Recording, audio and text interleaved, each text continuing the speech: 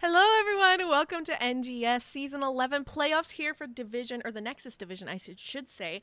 Match between Bronze6 and Phoenix Rising Ruby tonight. We're a little bit behind here, had some issues with some stream keys, so we apologize if you've been waiting. But let's quickly give a rundown of what's happening in tonight's series, what played out. Bronze6 was the higher seeded team here, so they've been given the option of first pick or map pick, and they've chosen first pick here, giving map pick over to the side of Phoenix Rising Ruby. And by the way, I have Salvaje joining me tonight. How are you doing, Salvaje? Hey, I'm doing good. How are you, Jazzy? I'm fantastic. A little bit stressed, but we got through it and we're here. We're live. We're ready to go. Teams are ready to go.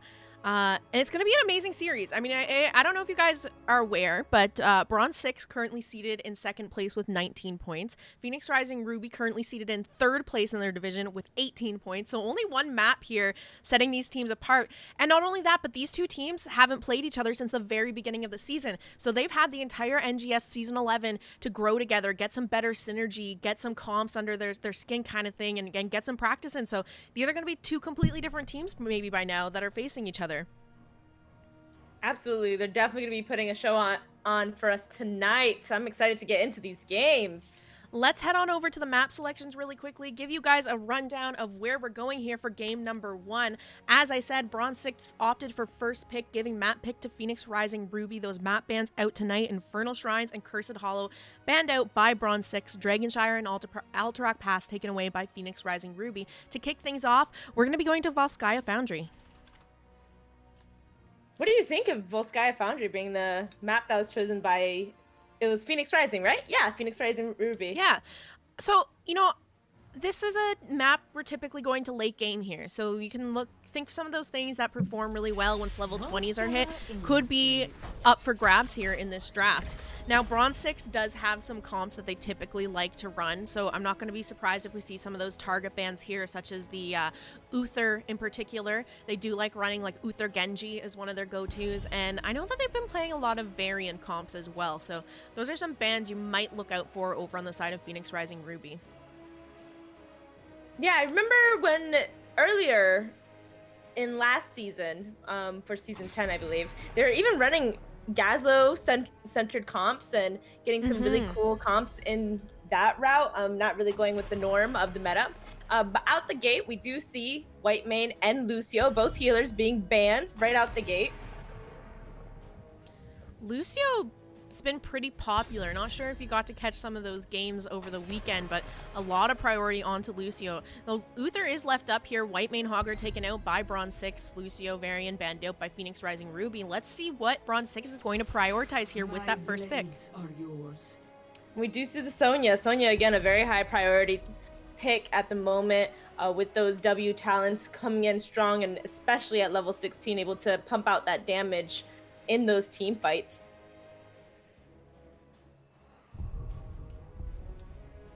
Not too surprising. Oh, Yeah. There we go. I was going to say, not too surprising that we see Sonya getting picked up, because the Hogger being banned out, typically with Hoggers banned out, Sonya's left up. That's going to be locked in right away. And of course, Uther also being left up here is another priority that's going to be taken away right away by Phoenix Rising Ruby with the Uther Greymane lock-in. Now we have some interesting things going on in the draft of Bronze6 as well. Joanna, Anduin. Are we going to see some Falling Sword Light Bomb combos?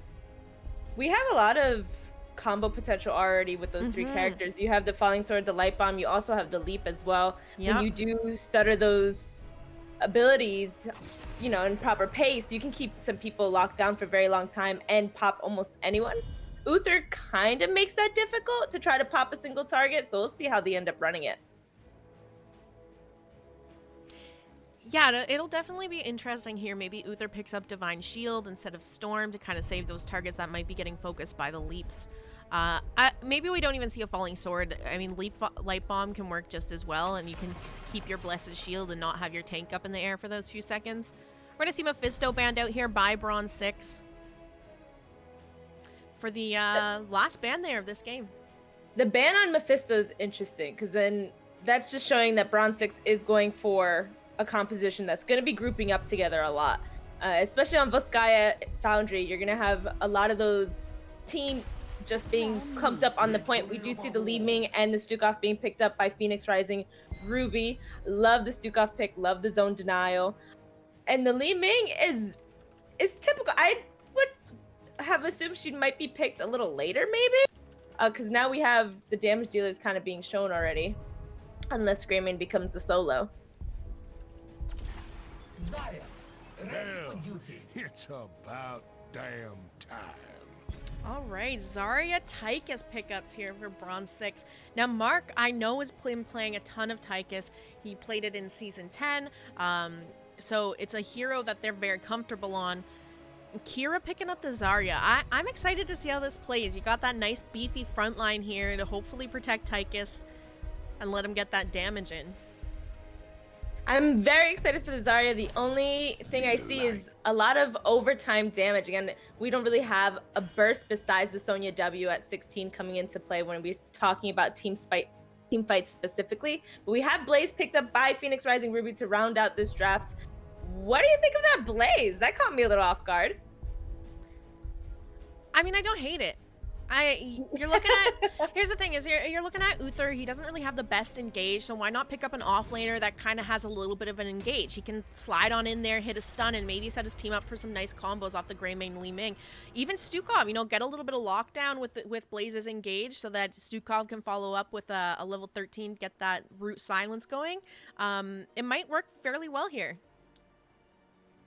Oh, you don't hate it.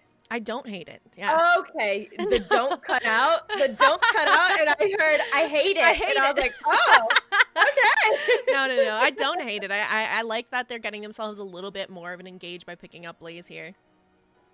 Yeah, I absolutely agree here as well. Do you think we're gonna see Blaze in the solo lane? We can see Greymane in the solo lane as well. I think I would think Blaze off in the solo lane, matching up into Sonya. And Uther as the main tank here, I would imagine. We'll have to see, though. Let's get into this game number 1 of our best of 5 series between Bronze6 and Phoenix Rising Ruby. On the left-hand side, we have Bronze6. Mark will be playing Tychus, Kira on the Zarya, Danny playing Joanna, Secret on the Sonya, and Ferret playing Anduin. And on the right-hand side, we have Phoenix Rising Ruby with H2O on the Blaze, Mixels on the Greymane, Danalore on Stukov, Justilo on Uther, and Frag Stellar on Li Ming.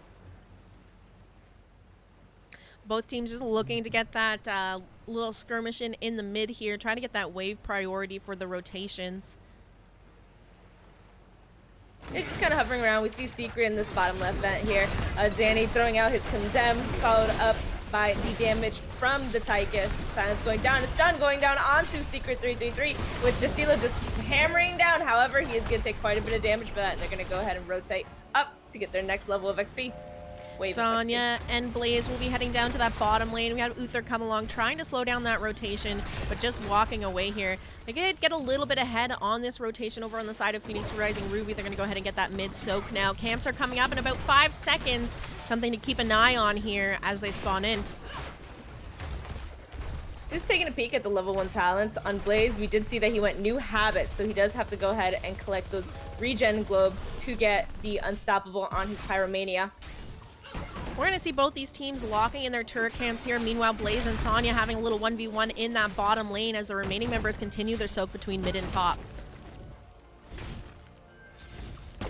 I'm liking the positioning going on with Phoenix Rising Ruby, how they're just kind of moving together as one the entire time. And I see Kira here looking to possibly interrupt, but no, it looks like we're just going to stand middle lane with some damage going on to Danny. Danny is just going to go ahead, Tychus grenade, and disengage. We're going to see Greymane and Stukov start at the siege camp over on the side of Phoenix Rising Ruby. Might be a little bit early here for them to cap that, so I'm interested to see if they're going to hold off, and that looks like that is what they're going to do, and just leave one of the members here kind of making sure no one goes in for the invade. Now walking away to continue on with the soak. Sonya has come up to that mid lane, all 5 members of Bronze6 here, and that's going to be first blood onto Uther here in favor of Bronze6. Really like that capitalization, especially with Sonya rotating mid to try to catch that soak. Now that I'm looking at the comps a little bit further, I'm really excited for this Zarya. The wombo potential if they decide to go Expulsion or Gravitron is fantastic. And we do see that Phoenix Rising Ruby is sniffing out that Bronze6 is taking this support camp, but with all 5 members here, they're going to go ahead and cap that no problem. Yeah, I love that Sonya came up. You know, just in case, let's have Sonya there. She's going to be able to rotate back down, and I don't even think she misses a globe of XP, maybe one, going up to make sure she's around for that camp. So, you know, Bronze6 heading into this first objective, they're going to be up a biotic emitter and up a turret. You know, when you have the extra items, makes these fights on these points a lot easier. And again, the side of Bronze6 has a lot of zoning potential, a lot of shields to try to prevent that Li Ming damage from taking any real effect. I'm excited to see how they play out these objectives. We are going to see Phoenix Rising Ruby already hitting that 30% here on this objective. Bronze6 opting to clear out top before rotating down to contest this objective. Level 7's about to be online for both teams here. Phoenix Rising Ruby walking off the point now, giving it over to Bronze6. They still have that turret and biotic emitter here. And turrets are coming back up in a few short seconds, about 10 seconds until they're spawning in here for both these teams. Both siege camps cleared out pretty well. Phoenix Rising Ruby a little bit ahead of XP here, but now we already see Bronze6 heading to their turret along with Phoenix Rising Ruby with the Blaze heading onto their turret over here. Danny's going to continue to hold that point down for Bronze6, currently sitting at 50% and climbing on that objective here. Turrets are going to be picked up once again, so both teams going in here now with 2 turrets, but a biotic emitter up for the side of Bronze6. Stun going out onto Danny. Danny's going to be able to just walk away here, continue to stand on this point and hold it down for a moment longer. Root connecting from Anduin onto Uther here. The Iron Shield out from Joanna. Secret getting a little bit of damage chunked onto him there. Here we are at the overtime. A fight has to happen, and it's going to go down. Uther getting picked off. Danny getting chunked quite down here. Not quite able to be pulled out by that leap of faith. So 1 for 1 right now in this fight. Let's see if they can get more. Li Ming on the flank here, trying to get that pick onto Sonya, but she's going to go down for that. The stun comes out from Blaze, and they're going to look for more picks. So 3 members down on the side of Bronze6 to the 2 on Phoenix Rising Ruby. They've secured this point 4 now, but they still have a little ways to go until they actually secure the objective here. Yeah, I see here that Phoenix Rising Ruby still has their turrets alive and placed on the objective.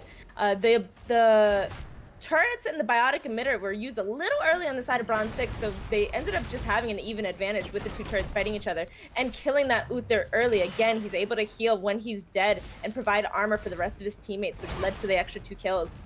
Danny's back on this point to contest this now. We are back into overtime here. Uther rotating down Sonya in that bottom lane. Looks like Bronze6 is opting to just give this one. Allow Phoenix Rising Ruby just to take this and see what they can do off of it. You know, this first Triglaw Protector is not the strongest objective in the game. You can still get a lot done with it not being in it. Sometimes even more. Level 10s are coming online for both teams, and we do see that Bronze6 is opting for that Blessed Shield and Wrath of the Berserker, so we won't be seeing the crazy leap, falling sword, late bomb combo.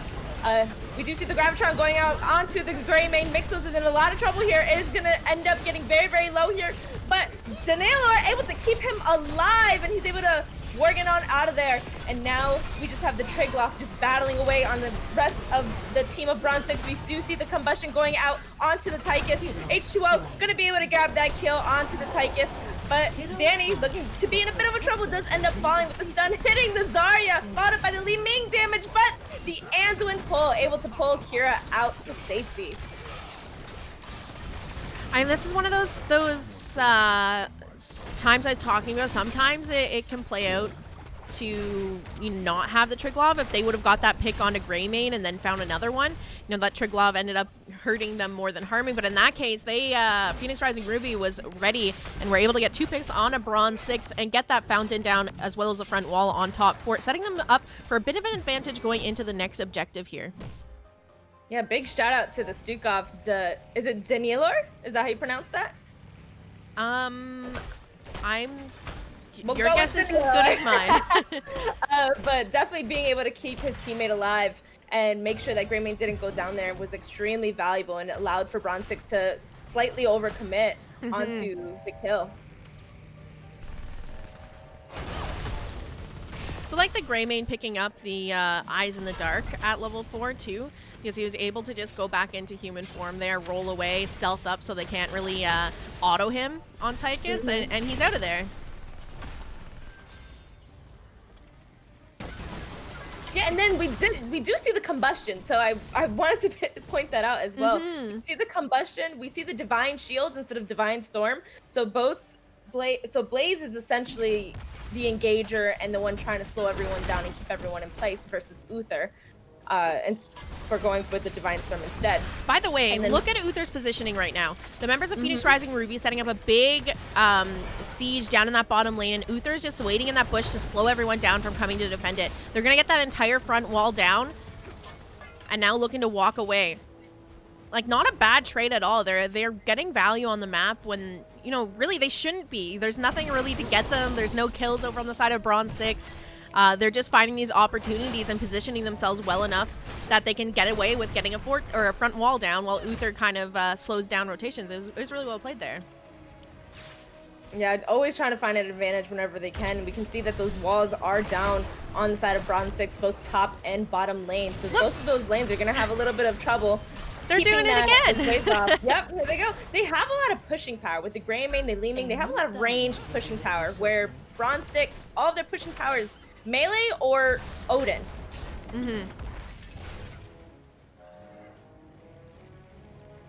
It's a little bit of an XP lead here for Phoenix Rising Ruby.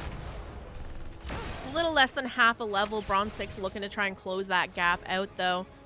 Sonya and Blaze continuing to soak it in that bottom lane. Uther coming over, looking at the turret camp on the side of Bronze6. Equal talent tiers here, so it could be a bit of a risky fight, but if they have a, you know, if they're coordinated in their calls, it could pay out for them. Just, there we go. Uther is going to get absolutely shredded here. Drops a biotic emitter over to Bronze6. In the process, they are 1 for nothing. Yeah, it seems to be a little bit of miscommunication there where the tank wanted to grab onto this point, but the rest of the team just wasn't ready just yet. However, Bronze6 was able to capitalize on that very, very well to get that kill. Bronze6 is going to go for the invade onto the turret camp of Phoenix Rising Ruby. Off that kill here, cap that. In the meantime, Mark and Ferret able to cap the turret camp on the side of Bronze6. So they're heading just stacked to this next objective with toys here. I think it's 3 turrets and a biotic emitter now. They could even pick up a second biotic emitter if they wanted to, although this could potentially force them into a fight here before this objective if Phoenix Rising Ruby tries to contest. Bronze6 does prefer to fight in those tight corridor spaces there, however. They have the Tychus damage and the Odin whenever it gets popped, the Berserkers on Sonya. However, we did see there's 2 ults down, Blessed Shields and Berserkers just coming up at that point. I see Danny sitting on this point here. Level 16's hit for the side of Phoenix Rising Ruby. Danny's going to go ahead and back off now. Let them get a little bit of channel here while they get 16s themselves. And why not pick up this siege camp while you're trying to reach those 16s? Might as well get everything that you can to get the advantage when you're playing a little bit from behind. But we see Greymane also getting his camp for Phoenix Rising Ruby. Let's see if Bronze6 sniffs that out and goes in for engage. Bronze6 able to take back this point here in just a moment. Got that siege camp pushing forward now as well. Siege camp cap for Phoenix Rising Ruby. Equal talent tiers here if a fight's going to be taken, but a fountain's still up for Phoenix Rising Ruby if they want to get the reset and re-engage. Leap of Faith being used by Anduin to pull Zarya to safety. We have Mark popping the Odin on Tychus, dropping some damage out onto the members of Phoenix Rising Ruby. Pushing forward and helping to clear up this lane now. Danny continuing to stand on that point, 68% here, and we're going to see it recapped by Bronze6 and start to climb once again.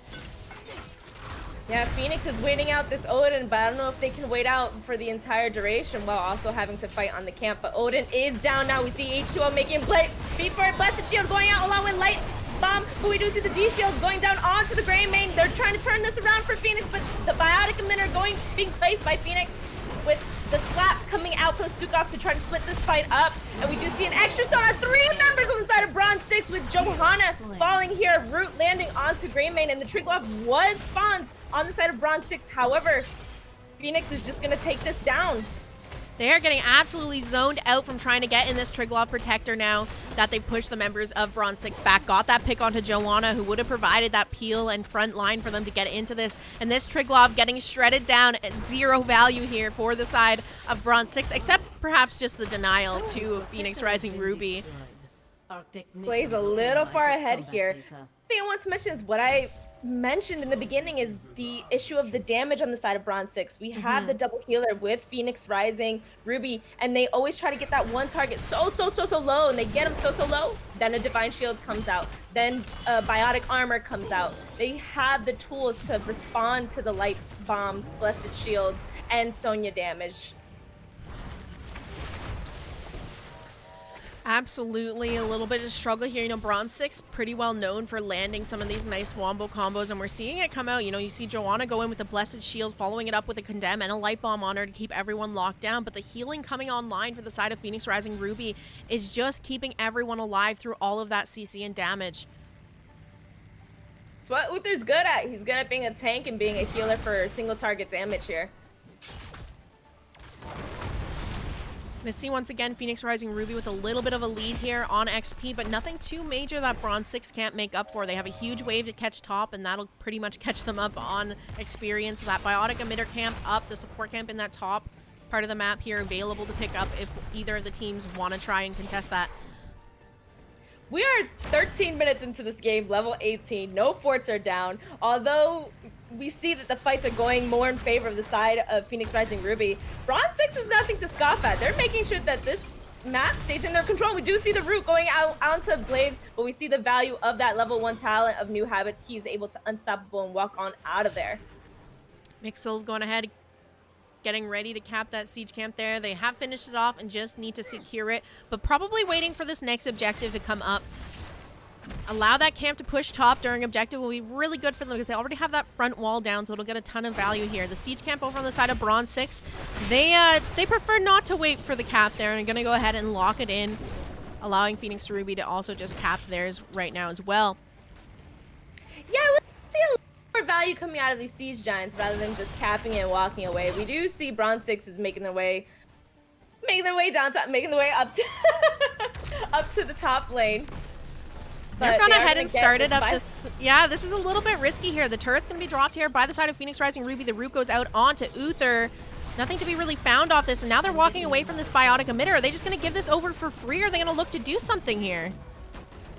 It's going to just end up being Phoenix Rising Ruby trading out a turret for a Biotic Emitter and a bit of XP off that camp. Yeah, I think they saw the turret get placed down, and they know that the fights haven't been going in their favor entirely. So rather than risk it before level 20s, they're going to try to get their 20s and grab the advantage where they can. So not horrible, but now we do have the top fort going down. Bit of a siege camp still left here for Phoenix Rising Ruby to push this forward. And this next objective spawning in now. We did see Bronze6 manage to pick up their turret, and Secret has continued to create a bit of pressure in that bottom lane. So they have most of that front wall down on the bottom fort. But right now, you know, the big thing for Bronze6 is they don't really have a win condition on the map right now. All of the forts are up for Phoenix Rising Ruby. So they need to, you know, if they can win a fight, oh, we're going to have a pause. I mean, what good game doesn't have a pause these days, you know? It's basically a secret timeout. Come on, let's be real. No, I'm just thinking, you know, right now all the forts are up here for the side of Phoenix Rising Ruby. If Bronze6 wants an opportunity to try to win this game, you know, even getting a level 20 Triglav Protector might not be the way to do it quite yet because they still have to go through a fort, a keep, before they can even get to core. They need to win some team fights and open up this map. Yeah, they need to figure out either are they team fighting on these objectives, or are they going to opt to try to get a fort instead? Because again, these objectives are very, very, very long, and you can try to decide whether or not if the fight's really worth it and go for a push or try to find an advantage elsewhere, or make the enemy team respond to you pushing. And that's the best outcome, is what you want, to have them respond to you pushing, and then you just back and go to the objective instead. Yeah, I mean, we got the readies coming out. I'm going to let them know. I don't even know if we can. Okay, they're going to get the countdown. We're going to get back into this game just a second here. Oh, we did see the silence go down onto the Johanna there. Landed really quick. Lots of damage. The Leap of Faith has been used by the Anduin, so that will not for this fight. Objective going to be secured here by Phoenix Rising Ruby. for the channel at least. Currently sitting at 20% and climbing, but gonna walk away here as Bronze6 pushes into them. Level 20 is online for both these teams. Turret's going to get picked up by Phoenix Rising Ruby. So they have a couple turrets and a biotic emitter for this fight, so they only one turret on the side of Bronze6. All ultimates are up here. Let's see if they can make something work on either team here.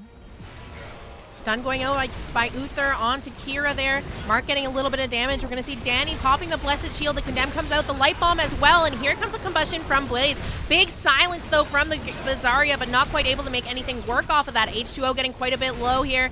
But still, no one quite able to get focused down. Just a lot of damage traded back and forth onto all the members of these teams, but no one falling yet. No resets for Ming, no kills for Bronze6, and a lot of ultimates down now. No, we still have Odin. He did opt for the Odin upgrade on level 20, so this Odin's going to be up for quite a long time, and we do see the Condemn coming out and not going to connect, and the shields, we see that Odin now falling at this point, so we're going to have to see what Bronze6 is going to decide to do. Almost 60% here on the objective for Phoenix Rising Ruby. You see the Condemn come out onto Uther. Uther turns around, drops a stun onto Joanna, pops her Iron Skin, and walks away with that unstoppable. Silence being dropped by the Stukov here. Danny getting stunned out by H2O, and the shield coming in from Zarya to keep him from taking too much damage there. Phoenix Rising Ruby doing a pretty decent job here of zoning out the members of Bronze6. Danny's going to walk back into this point, and Condemn goes out onto 3 members of Phoenix Rising Ruby. There's the stun from H2O. Danny popping the Iron Skin, chasing the members of Phoenix Rising Ruby off the point. H2O and Mixel's going to turn back around and head for it, though. They've reached the overtime, and they want this. Light Bomb out onto the Joanna here that's going to connect onto Blaze. Secret spinning to win on that Sonya. Let's see what she can do, but here comes the combustion from Blaze. 2 members, though. 3 members. 4 members in the silence from Zarya, but they're still not able to find the pigs yet. They are going to finally find it. Blaze goes down. Down goes the Garrett Gray Man. Down goes Stukov, and Li Ming follows right behind. Uther's going to be the last one. A full team wipe here for the side of Bronze6. That was a 2-minute fight. Gravitron was used twice. Odin is back up. Blessed Shield was used twice. One fight there. Good on Bronze6 being very, very patient there. Really recognizing that the Stukov pushes were kind of destroying their whole engage, essentially. That first engage looked beautiful, and then the Stukov just ended up swiping it all away. Chat's just saying, finally. The team fight's finally over. We're going to see Bronze6 push in for this keep here, open that up as this Triglav gets secured by Uther, or sorry, by Joanna. And they're making the core call here, as they should. They just ended up, they didn't have a 4 or keep, but ended up just opening everything up and going for core. And at this point, the level 22 Triglav Protector able to shred through that fort that keeps so quickly. Triglav on core, looking like game number 1 will be going over to the side of Bronze6. Wow. They're just like, let me just take a second, prove Jazzy wrong that a level 20 Triglav Protector with all structures still up will win us the game. Thank you. Oh, I mean, they played it perfectly. They won that fight, and they just pushed. They said, we have the Sonya with the Berserkers, and she's just going to W every single fort and keep in her way and just open up the entire lane, essentially. Amazing play by Bronze6. Like, that just completely turned around. They went from having no forts up, or forts down, to winning the game in one fight. Yeah, I mean, I can't say I'm surprised. Bronze6 has some really good synergy on their side. They have good communication. I've seen them do this kind of stuff before, so yeah, I mean, they proved me wrong, I guess, but I'm excited. I mean, you can tell already this is shaping up to be an amazing series, because at any point these games can flip in favor of one team or the other. Absolutely. Very, very well played in that last fight by Bronze6. Just very well paced, really knowing their cooldowns, knowing when they can go back in again, because they disengaged for a while, and I was like, oh, they're completely disengaged. What's going on? They said just wait for ults. We saw Joanna just coming in like 3 or 4 times on the conveyor belt before they finally went for a real full fight. Yeah, she's just zooming on the conveyor belt, getting her exercise in for the day. Well, let's go ahead, take a look at this match summary here, pop on over to the talents.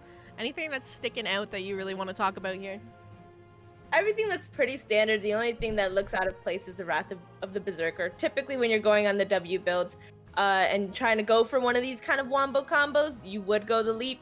But I can see they need that oomph damage, because with just having Tychus and Zarya doing damage, nothing is really gonna die with double healer and Uther armor. So having Sonya go that Wrath of the Berserker was very, very smart and really well played. I'm really curious to see if Bronze6 is going to leave Uther up for Phoenix Rising Ruby to take again, because Uther is, you know, historically been one of their go-to picks. So I'm interested to see here if they're going to maybe prioritize taking that Uther away from Phoenix Rising Ruby, get themselves on it instead, since it's a favorite of theirs, and not have to worry about Divine Shields coming in to save kill targets. Maybe. I mean, they've shown that they can, they're trying things against it. You know, every team fight before that last team fight, they lost.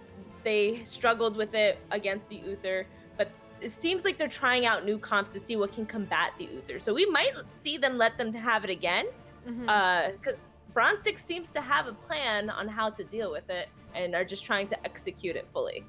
Well, let's go ahead and pop on over to the map selection here. For those of you that are just joining us, we'll give you a rundown of where we've been. We'll let you know where we're going for game number 2 here. Game number 1 was played on Volskaya Foundry. If you missed that, the win going over to the side of Bronze6. Let me update that score really quickly.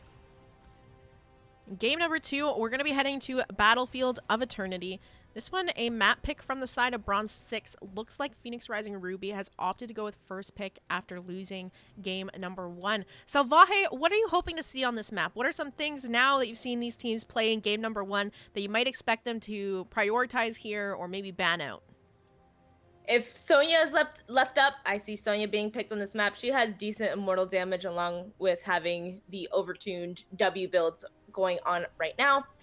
We can see the Uther again. If it's not if it's not banned, we'll definitely see the Uther again. He excels on this map. Like, the really tight corridors are excellent for Divine Storms, and also being able to answer those fully burst comps. And Li Ming, we saw the Li Ming on the side of Phoenix Rising Ruby, and she was putting out the damage. A lot of it was mitigated by the Zarya, but Li Ming is an excellent choice on this map as well. I mean, the entire draft of Phoenix Rising Ruby could just work well on this map. I mean, we saw them with the Li Ming. The Grey Mane would be a great pickup. Uther's a great pickup. Stick Blaze in your off lane. Sure, why not? Have a little bit more engage. And Stukov is just an all-around great healer right now anyway. So we could just see them try to get a very similar draft over on the side of Phoenix Rising Ruby for game number 2 here.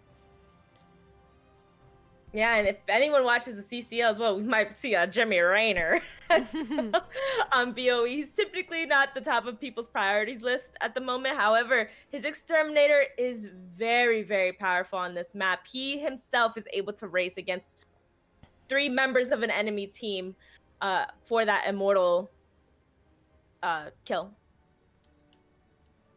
Chat says these games are like a pitcher's duel, lots of tension, few to no decisive leads until one play wins the game, suspenseful until the end. You love to see it. Now this is this is why I was so excited to cast this game. Honestly, isn't that the name of Heroes of the Storm? You lose the whole game and then win the level 20 fight and win. isn't that just Heroes? Yep.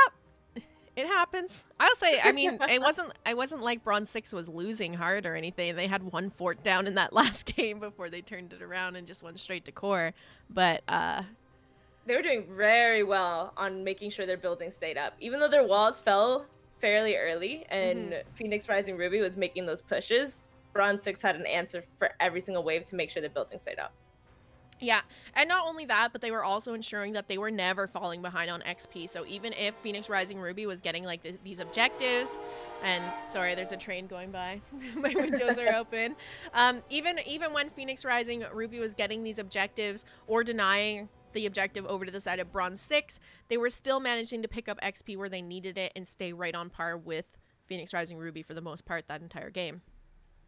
Absolutely. I'm going to let them know we're ready because we have everybody in the lobby here. Pop back on over to Salvaje and I in the meantime while we wait for those readies to come out. But I think we're just about good here.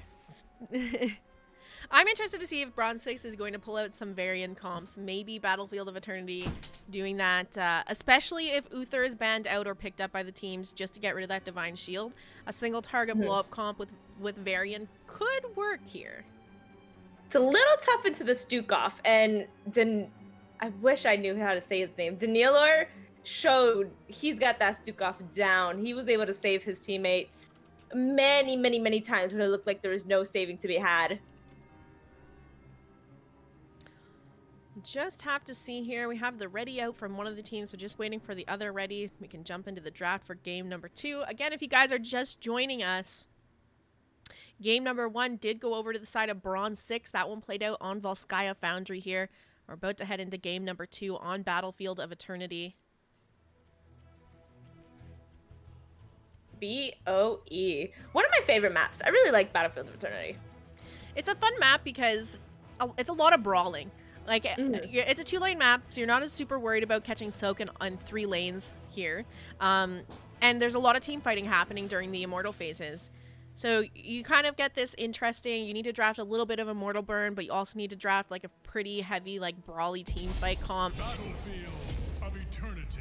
So it's interesting to see how teams like to play it out here. Let's get into this draft. Game number 2 of this best of 5 series between Bronze6 and Phoenix Rising Ruby.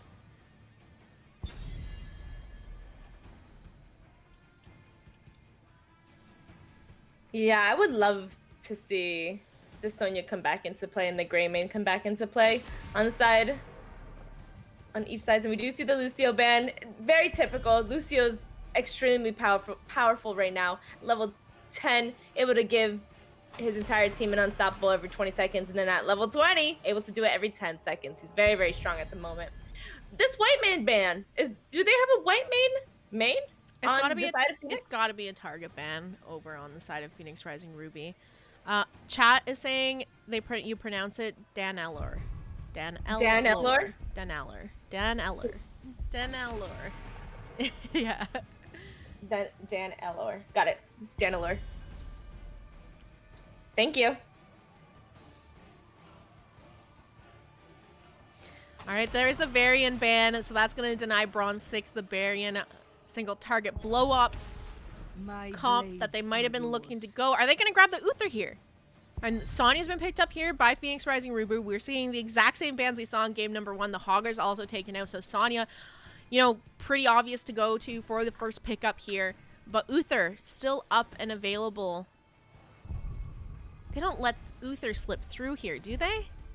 Uther's a great answer to Sonya, yeah, so I don't see why it wouldn't be picked up. And we see the Greymane followed up shortly after there.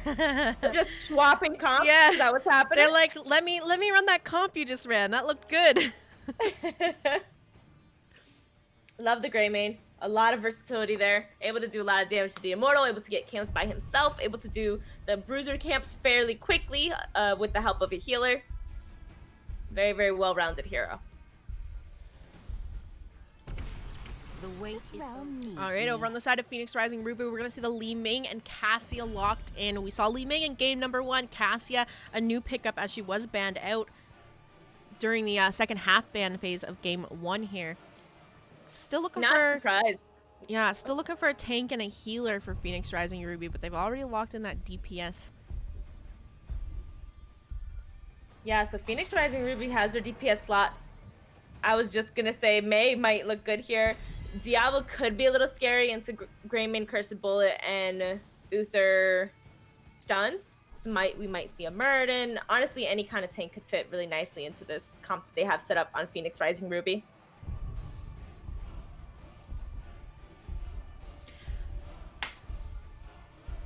You know,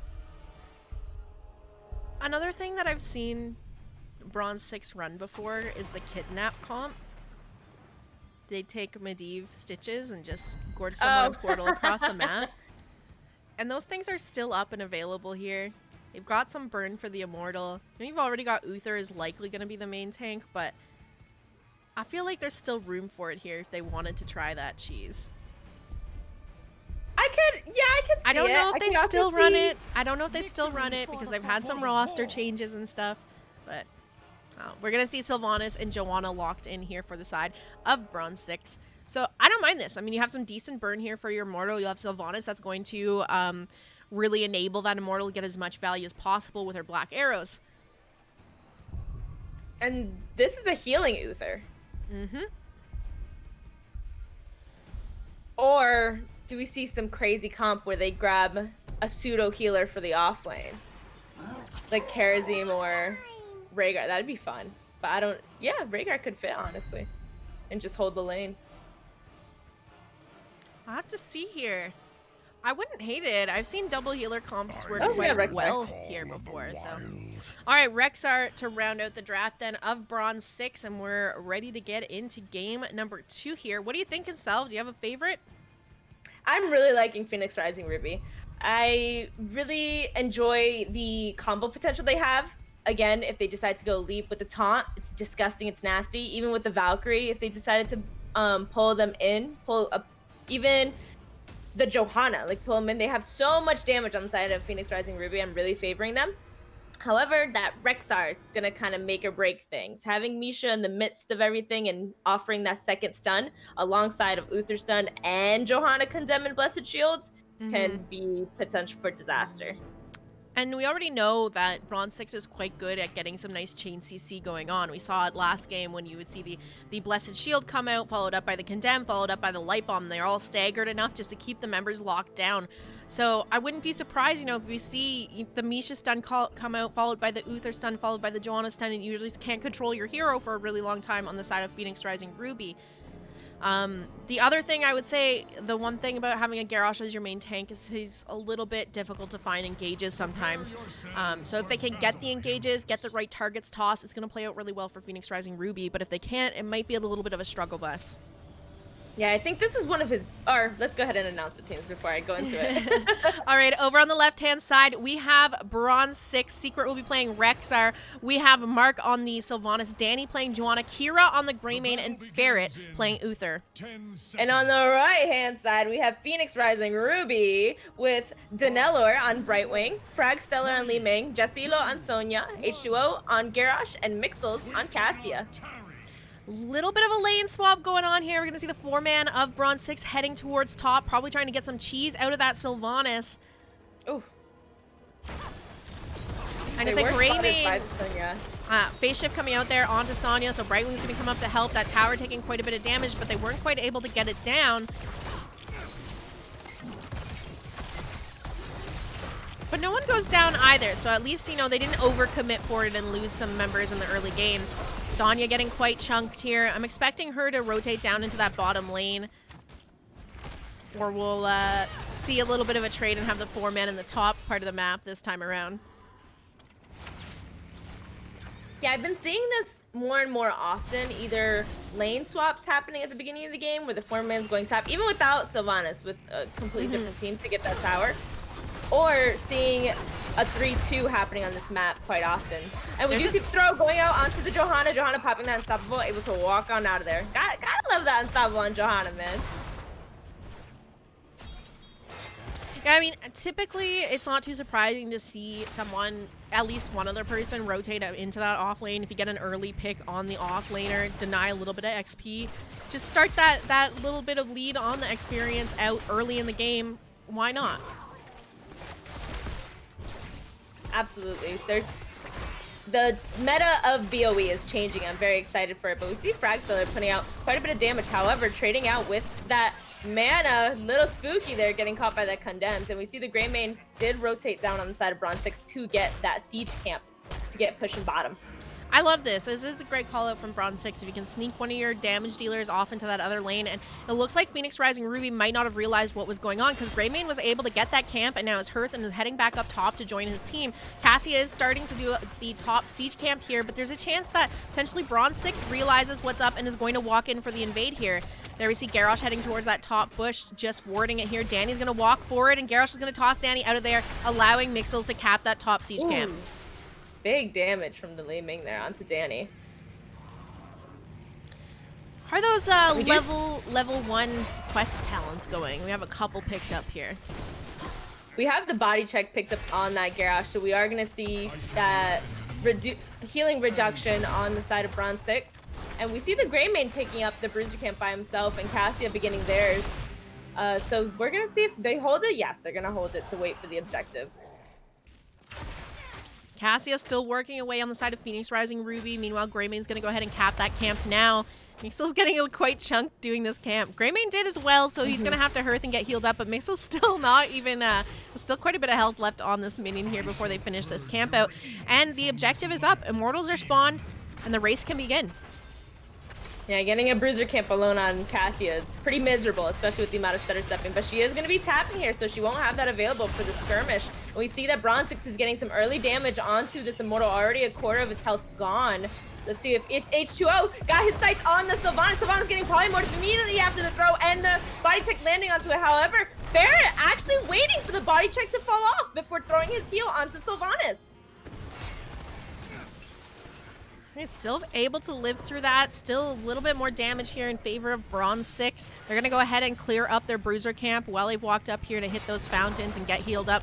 Mark able to tap now. And Greymane and Sylvanas clearing up that top lane as Garrosh hangs around and tries to slow them and catch them out on the rotation. We're going to see the members of Phoenix Rising Ruby go down to start to get some burn onto Bronze6's Immortal. Yeah, we're seeing that burn go by very, very quickly. Both teams about to get to the halfway point almost at the exact same time. We see poor Misha is the first to go down in this game. Garrosh setting up here for the defense just to stall out the members of Bronze6 from getting some burn here. Looks like they're going to all in for this defense, but Garrosh getting quite low. Can they get that last little hit onto him? Mark is going to go in with the Banshees, and they find it. That's first blood over to the side of Bronze6, because Misha doesn't count, apparently. But this race is very, very close here. Bronze6 having the lead a little bit. And the Immortal ends up going to Bronze6.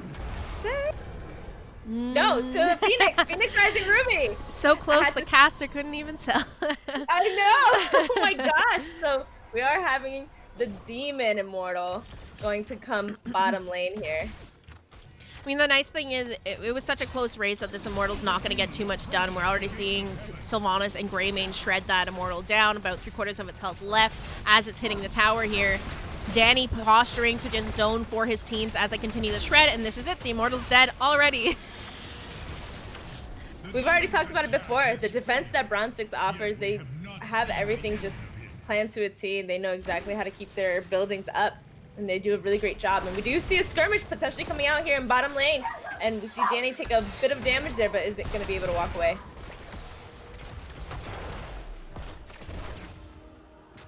We're going to see Mixel starting up that siege camp. Sorry, dog is having a little someone's at the door attack, you know. We did see the Brightwing shift up to Jazzalene up top there. He almost died, but that means there's no Brightwing in this bottom lane. However, Bronze6 didn't sniff it out a little fast enough, so the camp is going to go over to Phoenix Rising Ruby. Seeing that 3-2 split right now is Rexar and Greymane are in that top lane. Misha taking a bit of damage here. We have the spin from Sonya being interrupted by the Misha stun, but Misha's getting quite low. Just the poke damage. Greymane thinking maybe, but knowing that he's going to get polymorphed if he jumps in there, is going to let that camp go over to the side of Phoenix Rising Ruby. Sonya looking to just get herself healed up, and Brightwing continuing to soak it out, get that phase shift off cooldown here and ready to port bottom if needed. That bottom wall has gone down now in favor of Phoenix Rising Ruby. Here's the phase shift onto onto Garrosh, and the stun comes out, but does not quite connect here. Can we just give a quick shout out to Danelor? Like, for these, every time they think they're about to get a kill, he's just there to be able to make sure his teammates don't die. Really, really, really excellent support play coming out from Danelor. Here's going to go ahead and start up that Bruiser camp over on the side of Bronze6. Try to sneak that out before the objective comes up in a few short seconds here. It looks like the members of Phoenix Rising Ruby going to go ahead and position to start the burn right away. And we do see Phoenix Rising Ruby getting that Immortal about quarter way killed for right now, and Bronze6 just beginning the damage onto their Immortal. Level 10s here online for both teams. Over on the side of Bronze6, we have Joanna talenting into Blessed Shield, Cursed Bullet out from the Greymane. Sylvanas taking Mind Control, release the boars from Rexar, and Divine Shield getting picked up by the Uther. Oh Oh, he was landing onto Sylvanas and onto the Greymane. Rex are getting absolutely popped there, and Sylvanas getting divine shielded by Ferret 102, but we do see Jazzalene getting thrown in by H2O, and Jazzalene's just going pressing that W button, and Fragster trying to get this final Greymane kill. Will they be able to get it? No, but there's another fight happening bottom, where Garrosh and Cassia were able to get the kill onto Danny. That was a huge leap. Bronze6 really needs to make sure that they're not clumping like that for Sonya to find these amazing engages there. Yeah, beautiful leap. So as we see, Sonya opted in for that leap and is going to be able to get a lot of value out of it, honestly, with these corridors. And what you said earlier with the Garrosh having trouble on being able to find these engages, BOE is one of the better maps for him to find those engages. The tight corridors, the many, many vents everywhere and anywhere. He's able to really just be a secret little orc. Not to mention, you know, a lot of these fights are happening around Immortal where there's no minions for him to have to try and avoid for tossing. Mm-hmm.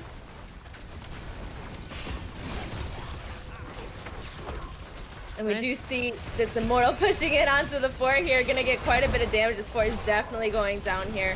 It's very dangerous for the side of Bronze6 to step up, but they are gonna do that. We do see a leap going out onto the Sylvanas, followed up by the Garrosh taunt, and she's going to get absolutely popped there.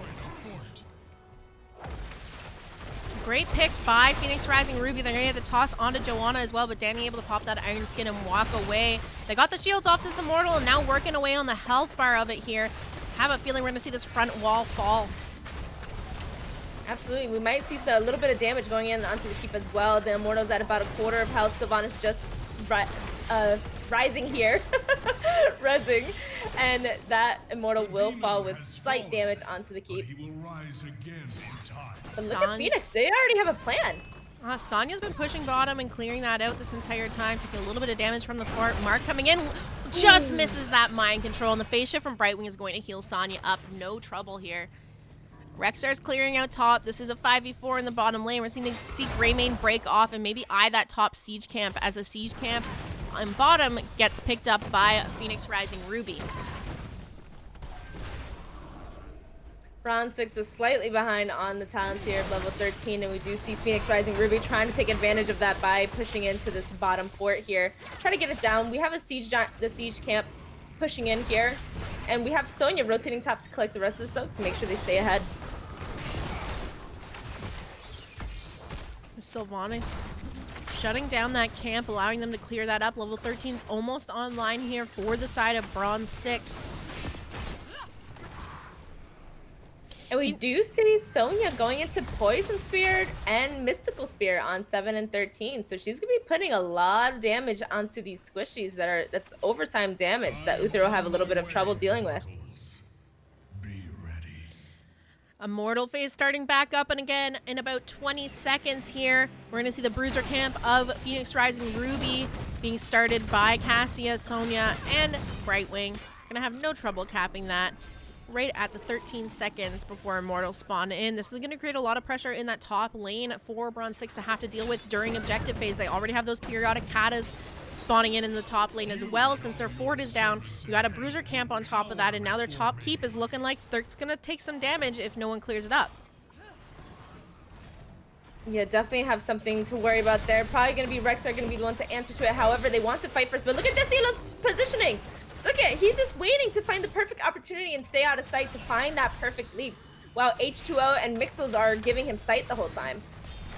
The thing is that top wall on keep is already down, so this is going to go straight to the keep to start hitting damage. There's a stun on to Danny. Not quite able to get that toss. Sonya coming in here, looking to get some more damage, try to get this Immortal at halftime. Rexar has broken off to now clear out top lane, so it looks like halftime will be hit in favor of Phoenix Rising Ruby. For change in strategy. And that top camp is going to be cleared out now. However, now the positioning is a little bit tricky for Bronze6 to try to get in to defend their Immortal here, finish up that Immortal. Scary position for Danny to be in here. Already used that Iron Skin. Walking into Garrosh here, but equal talent tiers for these teams. If Bronze6 wants to try and fight a fight before 15s or 16s are online for Phoenix Rising Ruby, now's a pretty good time to try and do that. Condemn connecting onto H2O. You have the stun out from Uther. Phase shift coming in from Brightwing to keep him healed up. The stun out from Misha. On top of that, though, Brightwing in a world of hurt, but able to find herself out of there. And meanwhile, Sonya is on the flank looking to try and get that pick. However, the Divine Shield coming out onto Greymane to keep him alive and get the counter kill onto Sonya after Joanna goes down. This Immortal, though, getting quite low, and they're going to find themselves with another pick as Sylvanas gets dropped as well. Well, really tough position to go into there on the side of Bronze6. And we saw just how focusing onto Garrosh can have some punishing consequences.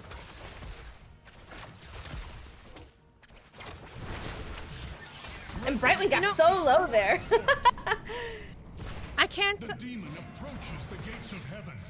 help but feel this isn't a comp that I'm typically used to seeing Bronze6 kind of run. Like, they usually go for those, like, wombo, well-synergizing things for their ultimates to pair together, but there's not really a lot of that happening here. You don't have any big wombo potential like we saw in game number 1 for them, and I'm wondering if this is a little bit showing their weakness, is if they don't have something like that to kind of play off of, they maybe have a harder time finding the kills they need to get. Their comp, again, we're seeing it again. It's, huge leap onto the Sylvanas and Takira and followed up, but the Condemned to answer it, and Sonya's the one actually going to be falling here. Everyone is dying back and forth. We have the Li Ming resets going out. Danny walking away with 20 health, and Li Ming is the one that's actually going to be falling here. Still a lot of health left on this Immortal as it wails away on the course. We're going to see Bronze6 just continue to shred this down and let the Cassia Brightwing walk away. Shield's taken off by this Immortal, and maybe one more hit to bring that core to 89%. The demon has fallen. Excellent reaction by Danny.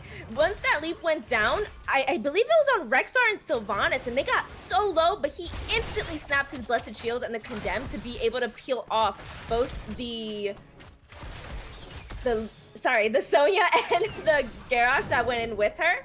And the Cassia, very, very excellent defense and very well reaction time by Danny. Because again, you know, we're kind of sitting in the same situation as game number 1 here. Bronze6 doesn't really have a win condition on the board for them, and they spent that entire death timer just pushing out their lanes and clearing. They kind of need to find these opportunities where they have these picks to use that Sylvanas trait, start to open up the map and create a win condition for themselves. Absolutely, and we do see the taunt going out onto Johanna. Johanna taking a lot of damage, but she will pop her unstoppable to be able to walk away from there, but H2O is not finished with her. However, Danny said, I'm done. I'm out. No thanks. And one thing I want to jump back to what we were talking about earlier is that they do have the wombo potential. However, they're having to react to Phoenix Rising Ruby. And they have to react to the leap, which is much faster than their potential wombo, which is the mind control followed up by the bullet, followed up by the Blessed Shield, where the Blessed Shield is the one that starts off the mind control kind of stutter CC that they have. Mm-hmm. But their wombo is much slower than Sonya leap followed up by Li Ming damage. Yeah. Danny walking in here trying to contest the camp. We're going to see the toss out onto Joe there. She's going to pop that Iron Skin and walk away. Cassia getting chunked here, but the phase shift coming in from Brightwing to keep her alive. Meanwhile, Sylv trying to fight it out with Sonya over there on the side. We're going to see Joanna fall here. Mark looking like he might be in a little bit of trouble, popping that Unstoppable to give him a little bit of move speed there and walk away. Ming looking for those last hits, but not quite able to make it work. A 1 for nothing. Almost a 1.5 because Misha goes down there in favor of Phoenix Rising Ruby as they start to shred onto this Immortal. The Li Ming follow-up damage has been really good this game.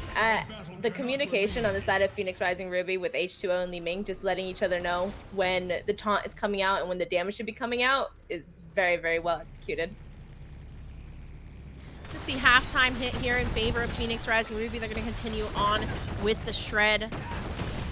Not too much that Bronze6 can do without their tank up right now. This is going to be a really healthy Immortal for them to have to deal with on the defense. Yeah, this is a scary Punisher. Almost a full shield.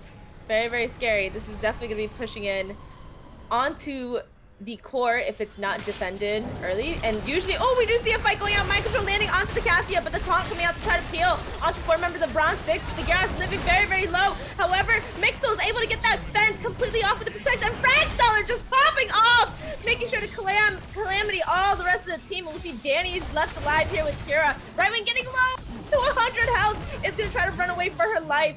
And Danny ends up going down. The frag stellar very, very low. No mana. No one has any mana. No one has health. And Kira's trying to get on out of there. I don't hate that call. I think at this point, with the amount of shields and health on this Immortal, they needed to try and force something. The best time to do that is before level 20s were online for Phoenix Rising Ruby.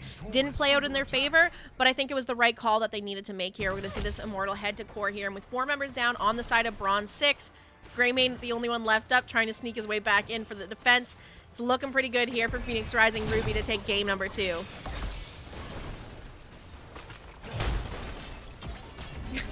They're not even hitting the core. They're just like, eh. That's going to be GG. Very GG, well played by Phoenix Rising Ruby. Wow, wow, wow, wow, wow.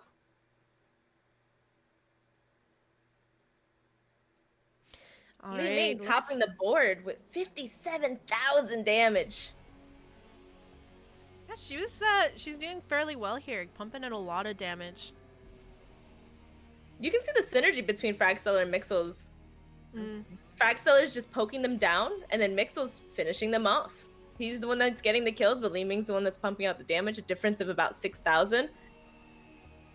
This is really interesting how these drafts are kind of shaping out, because if they stick with these same bans once again, they're basically trading out Sonya for Uther on these teams, and you know, so far the Sonya's the one that's winning it.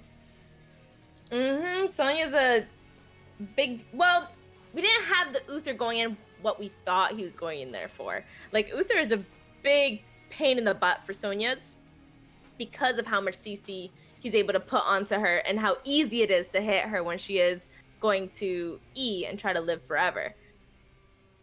And again, we talked about it before, but the lack of that finisher burst damage on the side of Bronze6. They have the Greymane with the Curse Bullet. They have the Sylvanas, but they're auto attack damage over and over and over again. Brightwing excels at that. We saw it every time. Once Brightwing recognized who they were about to focus, since it's so easy to tell with the Johanna engage, she just instantly Denelor instantly Z'd on whoever it was and was able to save them every time and turn around those fights. Yeah, rough time for Bronze6 trying to get the picks that they were looking for time and time again. A lot of the times, you know, you'd see them kind of clump trying to get these kills, and that just is perfect positioning for Sonya to land a massive leap.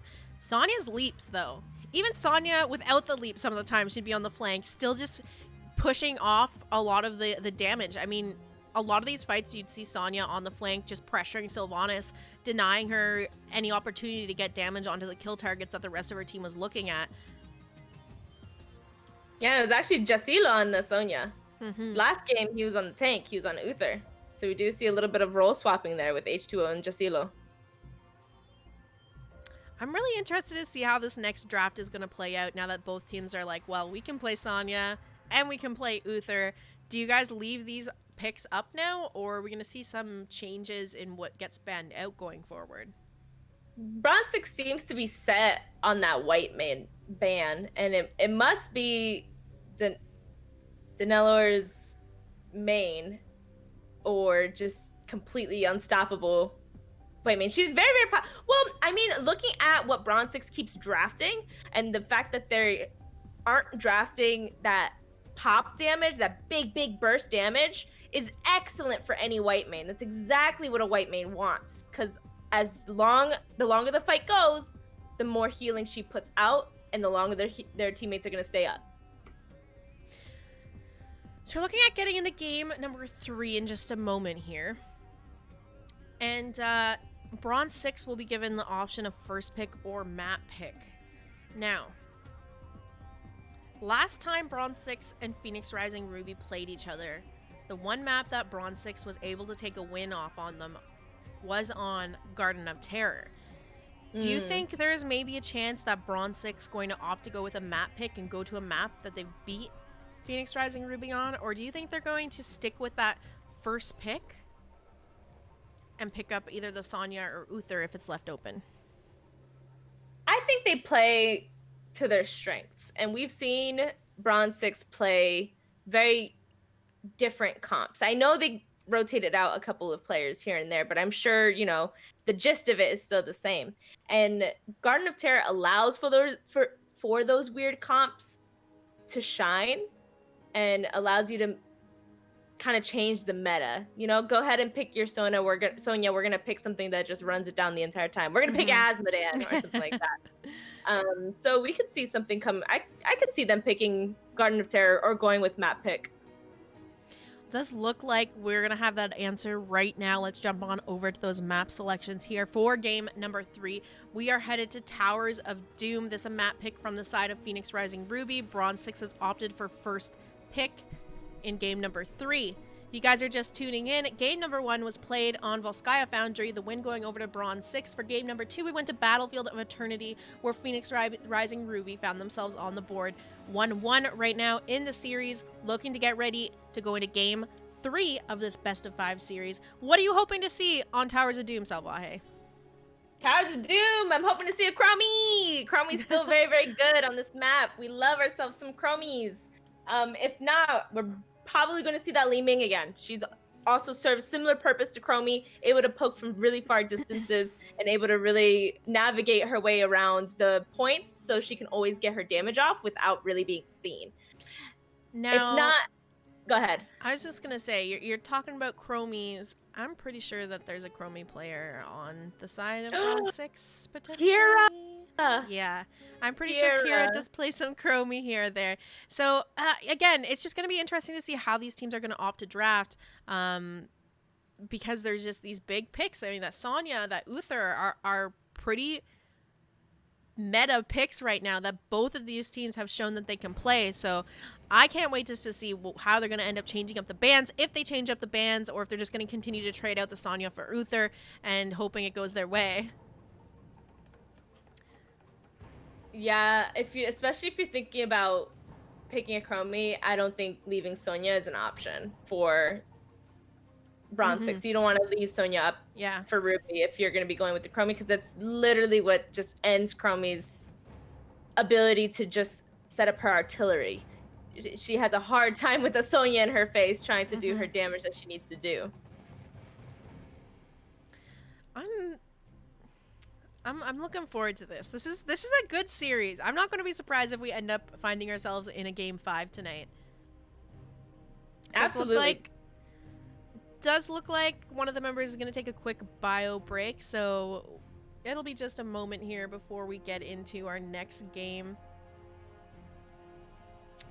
You know, one of my favorite things for Towers of Doom is that off lane. So if you can, on the slight chance that you can maybe get a gank off on the offlaner, it's going to put the team in an awkward position to try to make sure that they maintain their soak and XP lead, or just continue with their XP. Because, you know, you get that offlaner is typically going to be soaking the mid and top lane. If you get the pick onto the offlaner, you know, send someone up, get that gank, let your offlaner continue to double soak. Now that 4-man is kind of left in an awkward position where they kind of have to cover those lanes. Not necessarily the good matchup into the offlaner that's left up alive on the enemy team, and now you're down a man in the bottom lane, and the enemy team can start to kind of run it down. So yeah, very important to pick an offlaner who has the ability to escape easily. Leoric with his Wraith Walk, Hogger with his Hog Wilds, Diva with her boosters. Those three can double soak very well and can stay safe if a gank comes. It's very, very difficult to gank any of those three. Oh. I think he's from my friends list. Yeah. Well, we're just waiting for that next lobby to come up. Well, it's up. We're just waiting for all the team members to get in here, having a quick bio break. So we'll be back at it soon here. I'm trying to just look to see if I have a be right back screen while we're waiting, so we can run to the bathroom too. Oh, okay. Okay, whatever you decide to do. Yeah, I could talk forever if you want me to.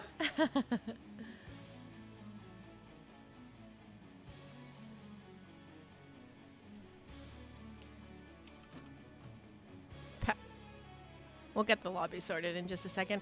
We will be right back, guys.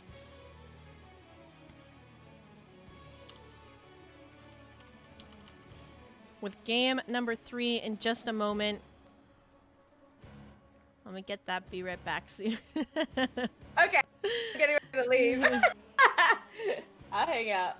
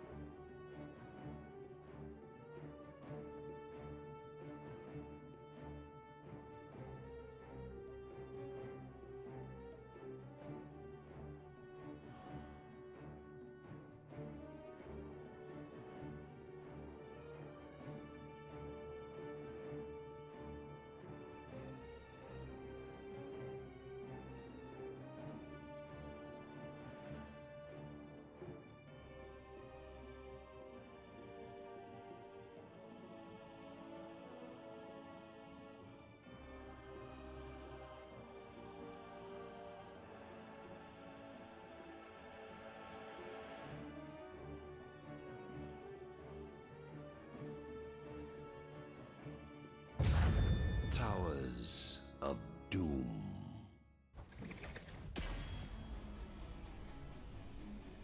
Okay then, I guess we're gonna jump into the draft.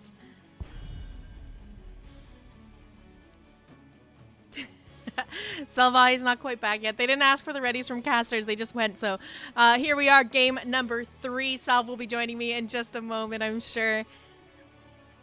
Bronze6 with the first pick here. So getting first ban as well, right. sticking with the white main ban once again. Okay, so they are sticking with that white main ban.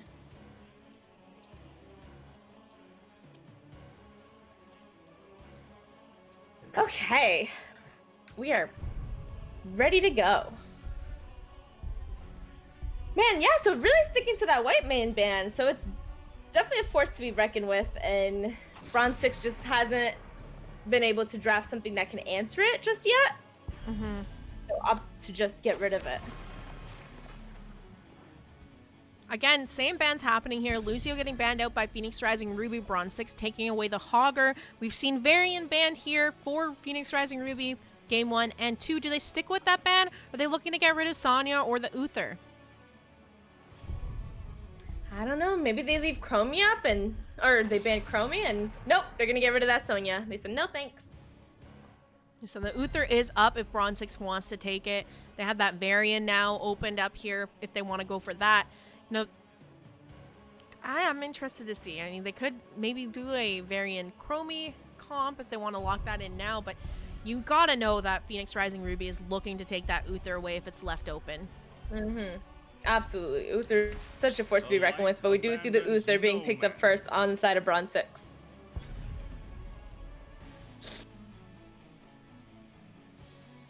I think it's gonna be a heal Uther again with Ferret locking it in. I am okay with that. I really don't think healing Uther is where you want to go when you do get the Uther. You're losing a lot of value in the healer role whenever you do a solo heal Uther, and I would like to see a double support with him. All right, Joanna Cassia picked up for Phoenix Rising Ruby. I love this. Joanna is something that we've seen Danny play over on the side of Bronze6, so it's a denial as well. And the Cassia pairs nice with that, the blinds. Now, Bronze6, that variant's still up. We're going to see Danny lock that in. No surprise here. And Mark going ahead and taking the Rainer to go with it. And you have the Shattering Throw on the variant. So Johanna, when she does decide to pop her Unstoppable to try to give her that shield, it's going to be negated completely by variant. Absolutely. Now, do you think that we are going to see a Li Ming ban potentially? I mean, Phoenix Rising Ruby has played Li Ming every single match.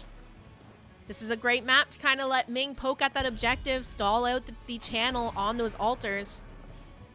I was gonna say, if you ban Ming, they gotta play Chromie. If you play Li Ming, you play Chromie. So I'll be really surprised if we don't see either Li Ming or Chromie picked up here on the side of Phoenix Rising Ruby. I don't hate that Anduin ban, actually, because they're looking to run a taunt variant comp. They've already scooped up the Uther that would have been able to pop a Divine Shield on the single target, and now they've taken away another thing that can save that single target blow damage, which is the Leap of Faith on the Anduin.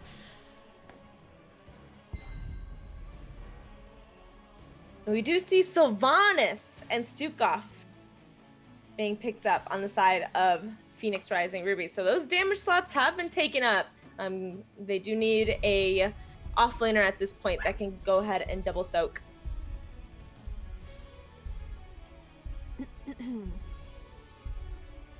What's it gonna be for Bronze6? They're gonna get their Genji Uther combo. This is one of their standard things. This is what everybody going into Bronze6 is looking out for in the draft. This is why you typically see that Uther denial over there. It's banned out a lot against them or picked up against them because they don't want to have to go into a Divine Shield Genji shredding up your team here. So I'm excited to see this, and we have D.Va locked in by Secret as the offlaner. Wait a second. Has Pepper been here the whole time? Is this their sub? I guess so. I don't know. I think. Oh, you know what? It was the Sonya player from last game said that they were having internet issues. Oh So yeah, it must because be a Jasila's sub. not here. Yeah, Jasila's not here. Pepper's here. I'm like, wait a minute, what's happening?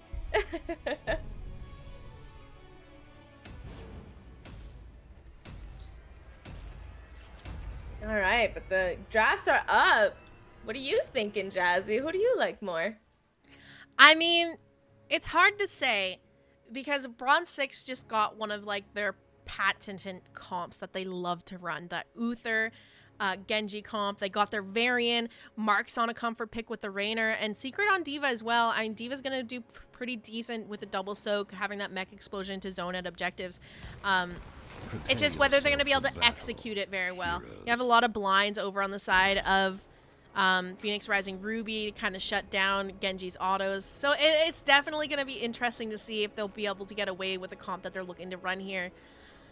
I mean, I like Phoenix Rising Ruby's draft, I think, a little bit better, but just knowing that this is big comfort picks for Bronze6 and that they've executed these kind of comps pretty well in the past, it's hard to say who's going to come out on top here.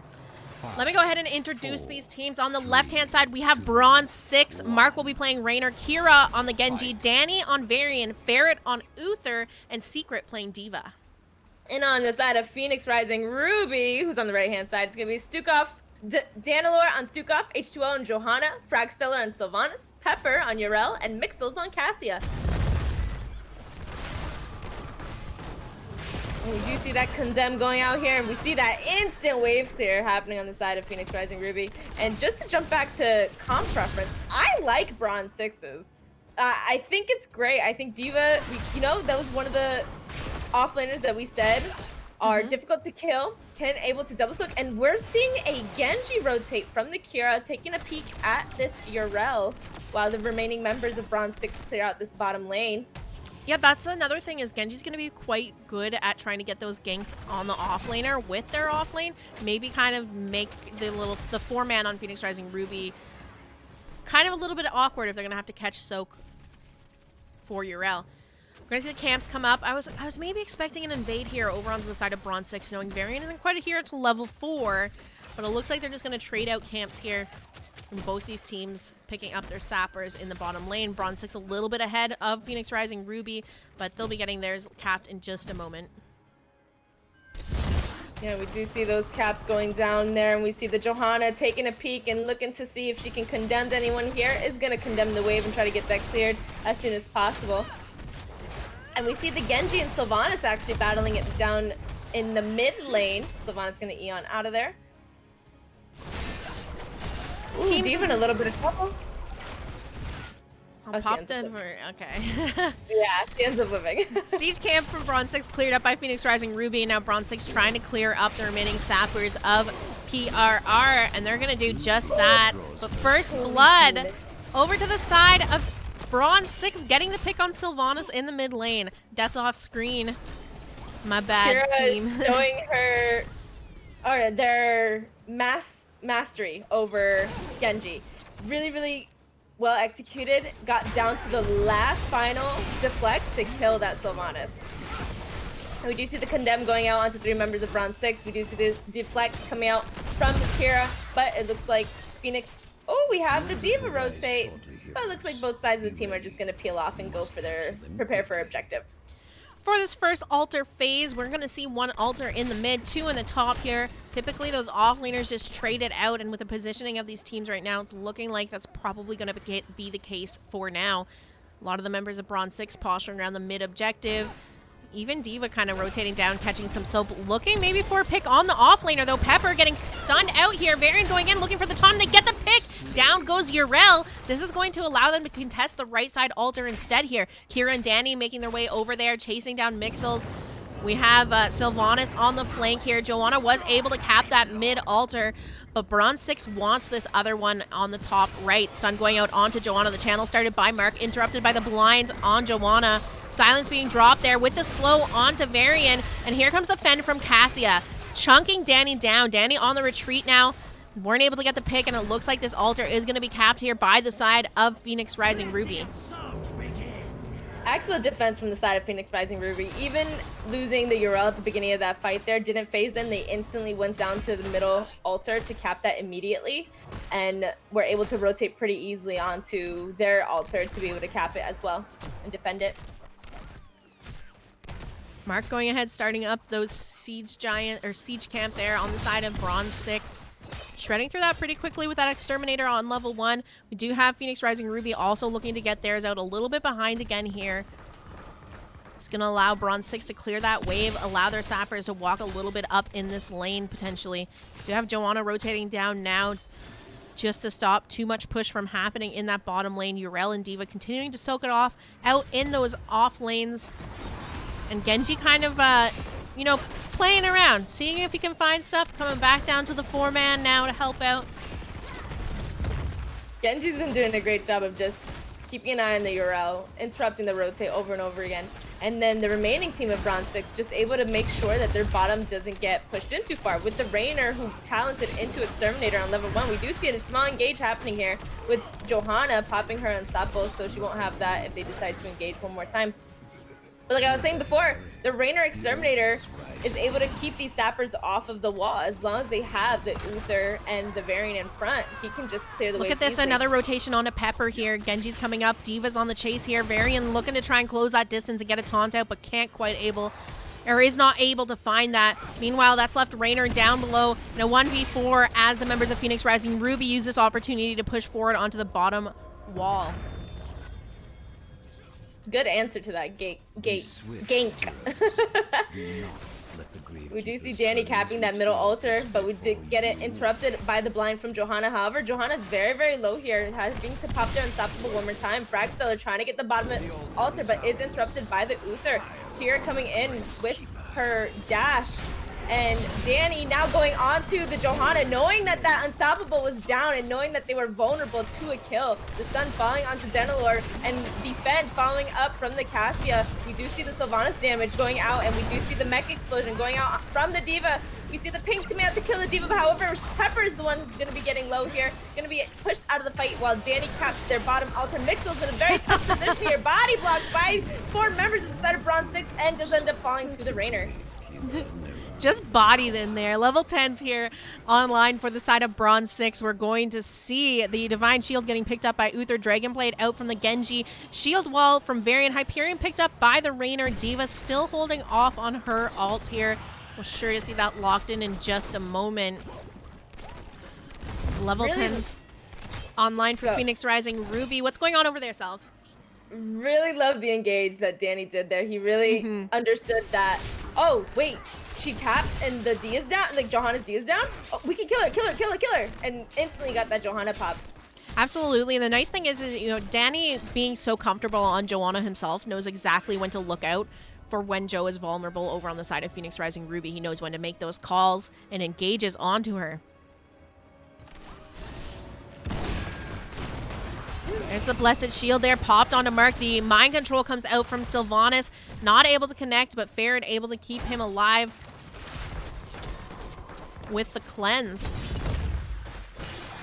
Yeah, and speaking of those level 10s, while Bronze6 clears out this wave here, we do have the swipe on the Stukov to try to deal with that single target damage that we're talking about. We have the Divine Shield to be placed on that Genji who took Dragon Blade, and Bunny Hop on D.Va actually. We saw the Blessed Shield, we saw the mind control. What we didn't see is Ardent Defender, Ball Lightning, and that swipe, as you mentioned, by Phoenix Rising Ruby quite yet.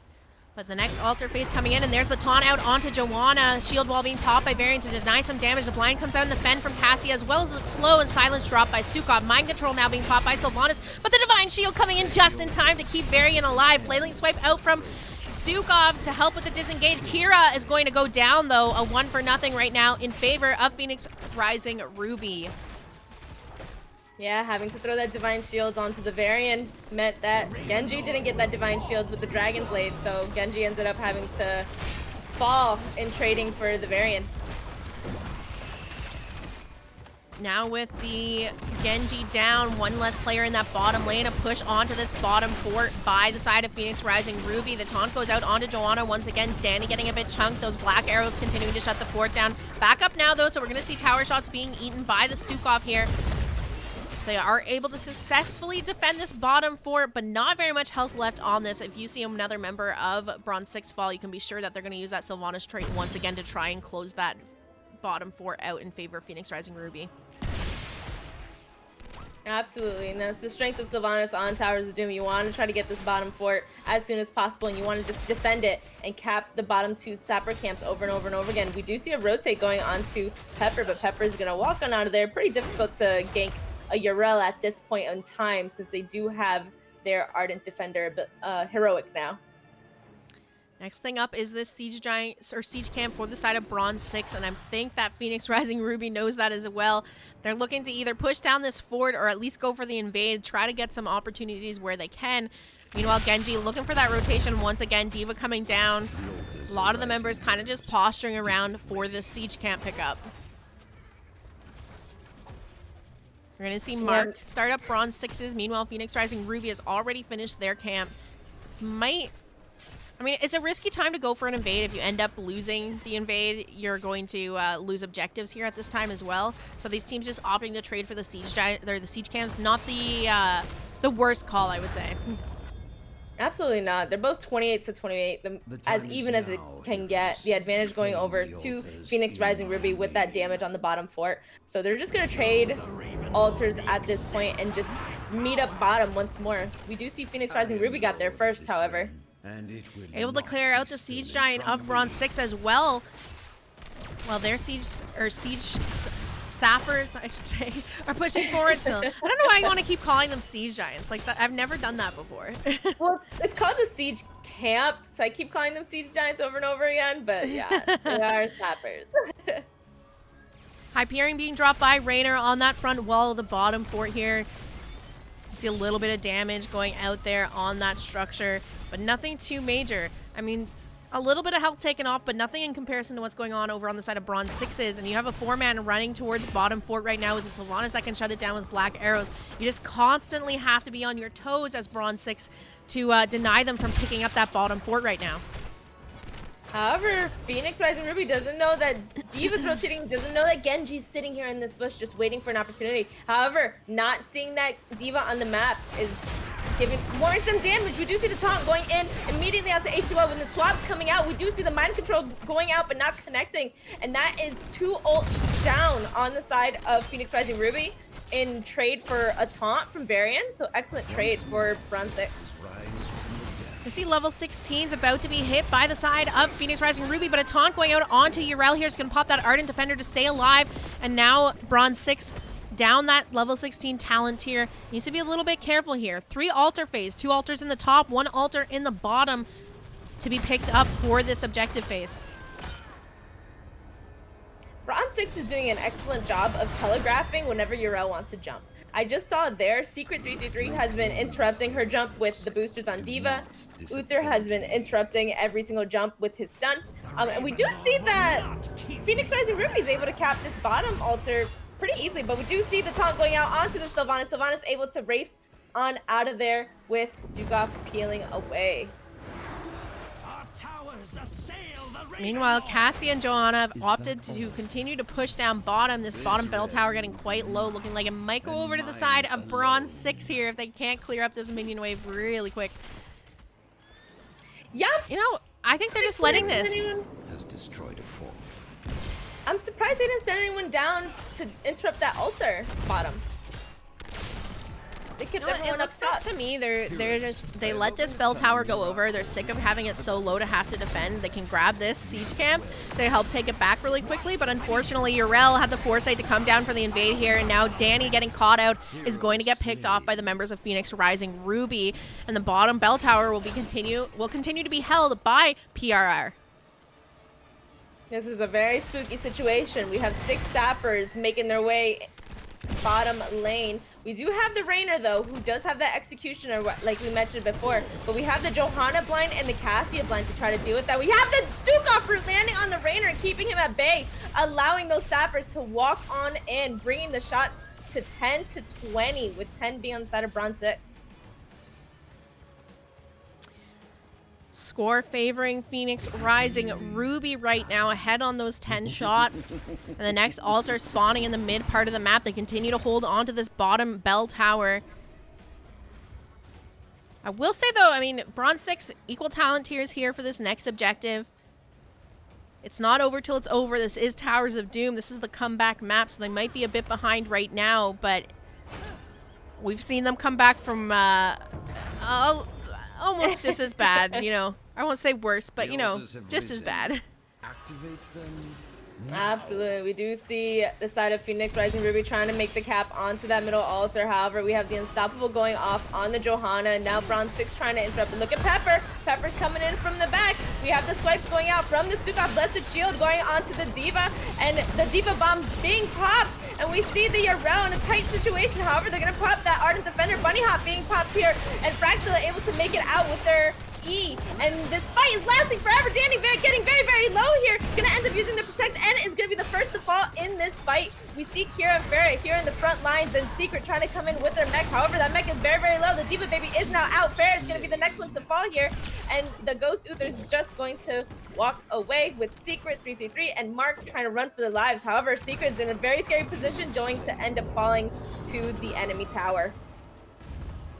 Genji and Rain are the only ones left alive. The altar secured here by the side of Phoenix Rising Ruby, and the boss up on the map. We're going to see them pick that off now, that'll bring the core score down 1 to 20. So all they'll need to do is walk in that siege camp in the bottom lane, just one of the sappers in, and the game will be theirs. Absolutely, but even when it's one shot, people have come back on towers with a single shot on their side. So let's see what Bronze6 decides to do to try to come back in this game. Still another 10 seconds here until Diva is back up, and there's a full 5-man up on the side of Bronze6, and 2 siege camps up on the map here in that bottom lane for Phoenix Rising Ruby to Eye. They got their camp out, and now they're going to take Bronze6's camp while they're at it. So full 6 sappers that are going to need to be defended by the side of Bronze6. If a single one gets in, this will be the match for Phoenix Rising Ruby. Very difficult defense for sure here, especially with all the pushback and the knockback and the stuns that the side of Phoenix Rising Ruby has. All 5 members are here ready to try to make this game. We have the root landing onto the Diva with the mind control landing onto the Genji. Genji getting stunned, but the Divine Shield going out. We have another swipe coming out from the Stukov, and the Blessed Shields coming out. 3 members of Bronze6, and we do see Rainer being the first to go down. Secret popping that bunny hop, but not going to be able to do too much to defend. We see Kira being the next to fall, then Uther, and then Varian, then Diva.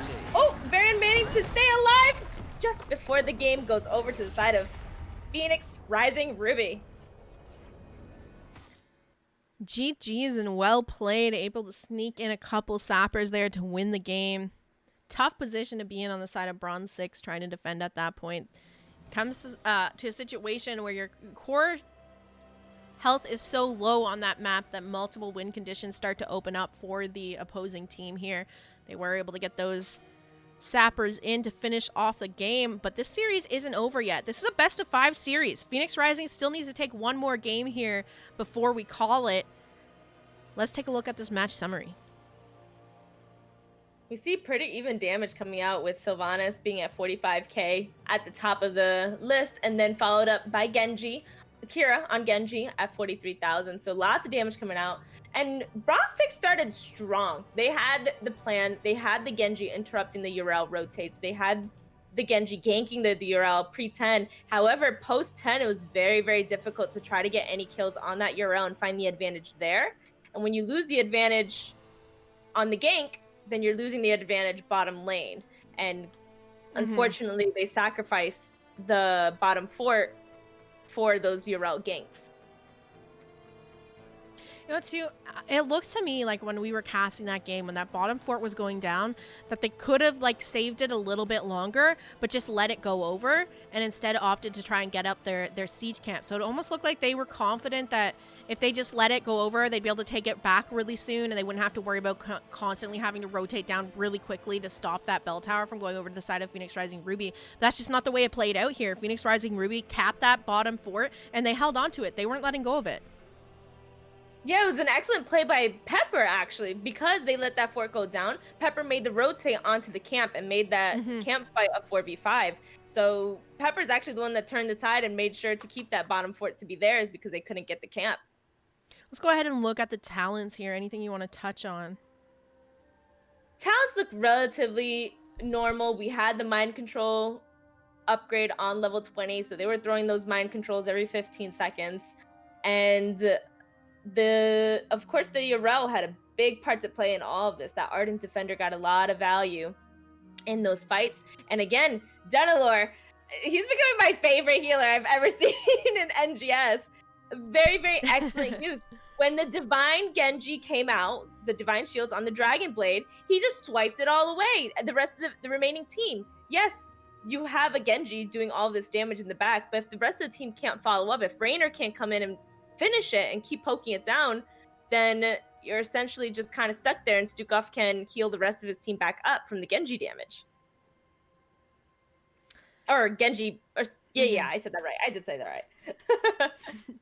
Now, what do you think of Bunny Hop here? I mean, you know, Divas, kind of see them flex between Micro Missiles and Bunny Hop. Do you think Bunny Hop was the call here? Would you prefer Micro Missiles? Do you think it was just a matter of, you know, PRE showing up for these fights and it didn't matter which was picked up by Diva?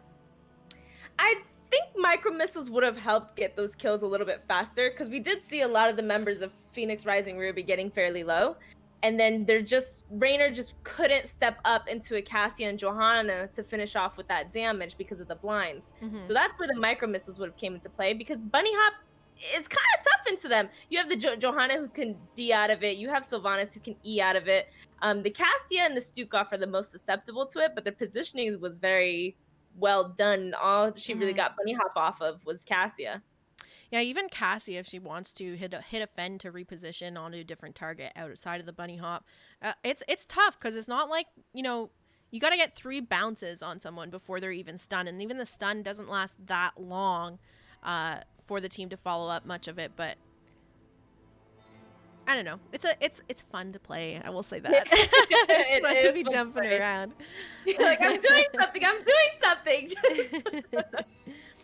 We're going to go ahead, jump into this next lobby. Pop back on over to Salvaje and we'll update that map overlay for you, give you a rundown of where we're headed for game number 4. And let me update that score really quickly as well here. PRE up 1 in the series now, 2-1 on Bronze6. If they can win this next one, they're going to win the semifinals here and find themselves heading to the playoffs for the Nexus division. But don't count Bronze6 out yet. They still could come back. I mean, they took game 1. Who's to say they won't take game 4? And the map pool is getting interesting now. Now you have Garden of Terror on the plate. You have Tomb of the Spider Queen still available to be picked here. So a lot of maps that you can go a macro route versus the team fighting routes. We've been having a lot of team fighting maps. We had Volskaya where you fight on the points. You have BOE where you fight in between the Immortals. You have Towers of Doom where you're fighting over the Alteracs. All of these maps are team fighting, and we've seen the struggle on the side of Bronze6. But we know that they have macro down, and I want to see a macro heavily influenced map, and I want to see them play on it, and I want to see what they can do with it. Well, let's go ahead and pop on over to those map selections now. I have a feeling you're going to be happy with the next game we're going to, or the next map we're going to, because we're headed to Garden of Terror. Bronze6 opting for first pick after losing game number 3, giving map pick over to the side of Phoenix Rising Ruby. Now, this is surprising to me because Garden of Terror is the one map that Bronze6 took off of Phoenix Rising Ruby the first when they played in the regular season here. So this is interesting. This is a map that Bronze6 has beat Phoenix Rising Ruby on before. I mean, they want a rematch. They want to let them know, hey, you know, you got us once, but you're not going to get us twice on this map. But this map, you know, one of the few maps with no bosses, only camps. You have 2 Siege Giants and 1 Bruisers. They're all available to be picked up on both sides of the team, both sides of the map. And you're capping a little terror thing. I don't even know what it's called. The flower. So really excited to see how the game is played out. I'm looking forward again just to seeing how these draft is going to play out, because it's coming down a lot to like who's going to get that Sonya, who's going to get that Uther. Uther is continuing to be left up in all of these drafts and has been played in every single game. Is this the game where he's not prioritized or he gets banned out? Are they going to look to pick up more? Like you said, this is a macro heavy map. Maybe they're going to be looking to pick up more things that are oriented around getting those camps out, creating a lot of pressure in the lanes, those off lane, run it down Asmodean, stuff like that potentially. Yeah, we could potentially see the Gazlo coming out again and seeing if that's something they decide to run. Because again, not only do they like enjoy macro, they enjoy those combos. We see them, the side of Bronze6 is who I'm speaking about. Mm-hmm. We see them constantly favoring big wombo combos and seeing what they can do within those team fights when they're not playing the map. I'm going to let the teams know that we're ready here. But we're 3 games into this series, Sal. What are you expecting to see for drafts from these teams? What are some heroes that you might expect to see them pick up? Or ban? Uther and Sonya, if they're not banned. We're going to see Uther and Sonya on one side or the other. This white man ban is really putting a banter on things, on how bans are normally preceded in like NGS and the meta right now. And it's really helping out Phoenix Rising Ruby. I'm starting to not remember their name. And so we're definitely going to see an Uther Sonya if they're not banned out at this point. Alongside that, we've seen the Sylvanas a couple of times. We've seen the Li Ming again. She's not the greatest here, but there are a lot of skirmishes within the point area where you can get a lot of value out of her. Mm-hmm. Yeah, I mean, we've seen the Sylvanas out tonight for both these teams now. So just having that Sylv to run it down, such a big map. The way we've seen Phoenix Rising Ruby play on Volskaya, I wouldn't be surprised here if they wanted to pick up a Sylvanas again, and at any opportunities where they're like, okay, this lane, there's no one around for a long enough time, we can just run it down, get that wall down, maybe a little bit of structure damage onto the fort, back up and look for the next opportunity where Bronze6 is distracted somewhere else on the map to do the same thing again. That wouldn't surprise me at all here. Again, like you said, Sonya and the Uther, big priority in all of these drafts. Now, last game we saw Sonya finally banned out. I wonder if we're going to see it again here for game number 4. Who has first pick? First pick is going over to the side of Bronze6 here. Okay, so I can see Phoenix Rising Ruby banning it out because they've shown twice now that they can deal with the Uther. I'm trying to make sure that I'm saying that correctly. Yes, so they've shown twice that we can deal with your Uther. However, it's been a healer run Uther. So it's not necessarily the tank Uther that everyone's terrified of. Yeah. So either we see the Uther become the tank, or Phoenix Rising Ruby leaves it up again, and they'll just answer it again, and they'll say, "This is how we're gonna answer it. We've already scrimmed against this enough. We know how to deal with it, and we know what to do." Another little bit of extra pressure on the side of Bronze6 here is if they lose this game, this is it. That's it. They're done for season 11 of NGS. They will be out of the playoffs, and Phoenix Rising Ruby will be heading on to the finals. This is the semifinals for the Nexus division here. So that's just a whole other added extra layer of pressure here for Bronze6, knowing that this could be their last game of NGS for season 11.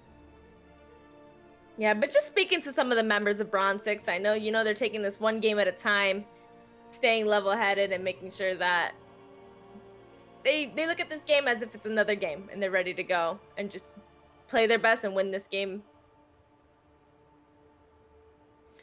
All right. I'm going to let them know. All right. I'm going to let them know we're ready because both teams dropping readies in chat now. Hopefully we'll be jumping into that draft in just a moment here. Game number 4 of this best of 5 series between Bronze6 and Phoenix Rising Ruby. If Phoenix Rising Ruby can take the win, they're going to take the series and find themselves in the finals. Let's not count Bronze6 out just yet. Not at all.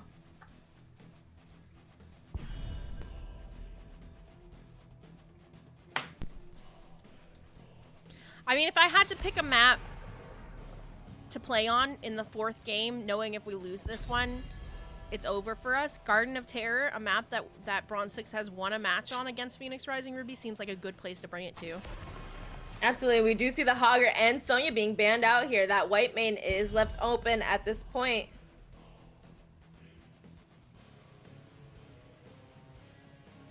Are they going to get rid of that white main? Or are they going to look to get rid of something else here? I mean, they could leave the Uther up for themselves. And that's what they're going to do. Yeah, no, I don't hate that. I mean, we've seen the side of Phoenix Rising Ruby play Greymane tonight. They played it in game number 1. And Greymane is great at running around doing all of that PvE stuff for his team. So why not? Absolutely. So we have the Uther being left up here. Let's see if Bronze6 decides to bite onto that Uther and see if maybe they run it as a tank this time. I really wouldn't mind that. I think they had Uther more in the tank role here. And oh my goodness, Danny's logging Uther, so maybe that's exactly what we're going to get. There we go. Now Uther is a force to be reckoned with.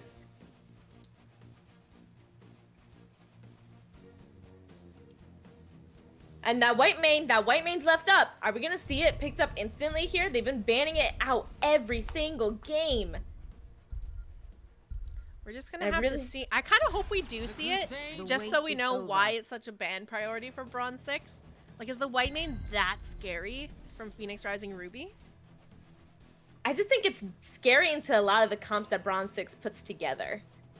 And they maybe now that they left it open, they have a plan on this map, and they have a comp on this map, and they have a comp that can deal with a white main. Anytime you're ready. We're going to see them opt for almost the same, well, exactly the same draft we saw in game number 3 so far, with Varian and Raynor locked in now for the side of Bronze6. I don't mind the Raynor pickup. He's probably going to take Exterminator here, kind of be the camp guy for his side of the map. I'm not crazy about the Raynor into Cassie and Johanna, because yes, he has the Exterminator to pick up those camps. However, in team fights, he's going to struggle pumping out the damage that's going to be needed to get these Varian kills and to get these finishes. I'm assuming that Bronze6 is going to pick up a bursty type hero to go with it. But Raynor into Cassie and Joe is a little spooky for team fights. Yeah, I think, ideally they learned from game number 3 that running Raynor as your primary damage off of Varian taunt into a Cassia Johanna is not the best thing to do. So maybe we see a little bit better blow up here. Maybe we see Kira picking up something like the Chromie, some kind of mage to pair with it. I mean, Genji is still up, but again, they a bit struggled with that comp into Phoenix Rising Ruby last game, and a lot of that probably could be attributed to the fact that there's so many blinds on Phoenix Rising Ruby shutting down any of the damage their team was looking to do. On top of the Stukov swipes.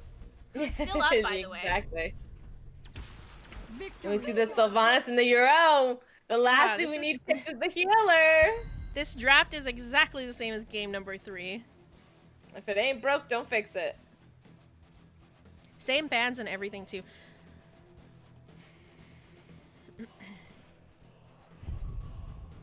Yeah, so now hopefully we're gonna see some sort of, we need a little bit more wave clear on the side of Bronze6. We have the Rainer for the Exterminator, but something to just clear up the wave and to go off of that. There it is, the Kira Chromie. Here we go. And we do have Secret Ocelaki and the Leoric to finish out the draft of Bronze6. All right, so I'm expecting a swap here. Ferret's probably going to be on the Uther, Danny on the Varian. And there's the white main we've been wondering about all series picked up here for the side of Phoenix Rising Ruby. They left it for last pick too, just to draw out the suspense.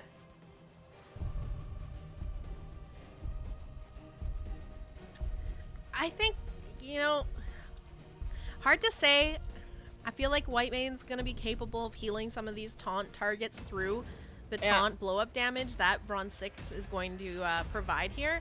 So I have to say I'm a little bit favoring Phoenix Rising Ruby going into this draft. As much as I want a game number 5 here, I don't know. How are you feeling, Salv? I'm on board with you, because guess what white main has that not a lot of people know about? She has a cleanse. Yep. She's able to cleanse that target, that variant target. And with the damage that they have going out, if she's able to cleanse and lands her abilities on the enemy team grouping, they're not going to die. White main's going to be able to heal through all of the Chromie damage as well. I think they're going to have a really hard time finding picks here over on the side of Bronze6, but let's go ahead and introduce these teams. On the side of Bronze6, we have Kira playing Chromie, Ferret on the Uther, Mark on Rainer, Leoric being played by Secret, and Danny on the Varian. And on the right-hand side was Phoenix Rising Ruby with Danelor on the white main, Pepper on the Urel, Frag Stellar on the Sylvanas, H2O on Johanna, and Mixels on Cassia. Looks like Bronze6 is just opting to set up in their lanes here. Leoric and Varian already splitting off to cap soak in the bottom lane as soon as it shows up. The remaining members in mid, matching the 5-man of Phoenix Rising Ruby. Love that, you know? They have the weaker level 1 fight. There's no real point to hanging out here besides giving stacks to Cassia, who did opt for that Thunderstroke, which is the level or the Q quest on level 1. Uther also talenting into Wave of Light, looking to get those 60 stacks on that. We're going to see camps come up in about 15 seconds. The members of PR are rotating down bottom to get some soak there. Danny just staying safe where he can. Joanna a little bit overextended. We're going to see Leoric come in, drop a Drain Hope there, get a bit of damage onto Jo, who had to pop her Iron Skin as she walked away. Condemn coming out from Joanna. And the Leoric popping the Wraith Walk to walk on out of there. Camps are now up. Rainer starting at the Siege Giants over on the side of Bronze6. And on the side of PRR, we have Frag Stellar on the Sylvanas taking care of the Siege Giants on their side, with the remaining members of PRR on the bottom siege, with Johanna catching the soak.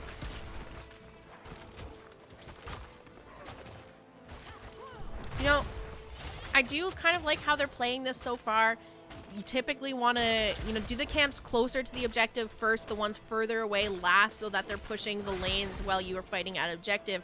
So we are seeing both these teams prioritizing the camps that are a bit closer to this objective, leaving those top camps for last, since this first seed will be spawning in the bottom half of the map over on the side of Phoenix Rising Ruby. Yeah, I completely agree with that as well. However, we are capping this Bruiser camp down here bottom into the Siege camp. I would like to see Bronze6 kind of not allow them to clear for free, but harass them a little bit. And we have the Chromie trying to clear up the mid Siege Giants. Rainer able to get those top Giants out for the side of Bronze6. That Bruiser camp started up now by Pepper and Frage Stellar on the Sylvanas. Now, interestingly enough, though, the Siege Giants will clear out the Bruiser camp if just left alone in the lanes here, just because the Siege Giants have better range damage. We're going to see Leo still kind of clearing up that lane, getting a little bit of damage out onto Pepper, and that first seed is spawning in. A bit of a fight also breaking out on the bottom lane there. Danny having to walk away with just a little bit of health, using that tap already. Joanna posturing around the seed, and now her team rotating over to help her out. I'm interested to see if Bronze6 bothers contesting this one. The positioning not really favoring them here, but they do have that Chromie to continue to stall it out. Danny going in there, the charge onto Joanna. She did pop that iron skin. Betty's maybe looking for a taunt now if she steps up again. Absolutely, and with having Chromie set up here, it's going to be very difficult to cap this for free, especially with the Bruisers still fighting it up top. However, Yarel is the one that's going to be able to rotate faster than the Leoric, so we might see this getting delayed out a little longer just so it's a 5v4. We see the taunt going on to the Johanna, but she did have that unstoppable ready to go for this initiation. Is going to pop that, not have that for the next skirmish that they're going to have. Chromie landing a lot of damage on that Johanna. W going out onto Fragstellar. However, we see Pepper going in on the Chromie to try to harass and keep her off the rest of the team. But we do see Ferret is very split from the rest of Bronze6, but we see the taunt going out on that Johanna once more. Is going to get that kill from the Varian. And now Ferret and Danny just leading the fray with Mark capping the point. First seed will be going over to the side of Bronze6 as well as first blood in that fight. Joanna being the first one taken down in this match here in favor of Bronze6. There's another taunt onto the Sylvanas. Marks following up with some damage. Just one little attack off there, but Whitemane able to get some heals there onto Sylvanas, and Sylvanas walks away after the Banshees go out there. Leoric continuing to soak it out top. Waiting for this wave to come in. Looks like he's going to be freezing this lane a bit here.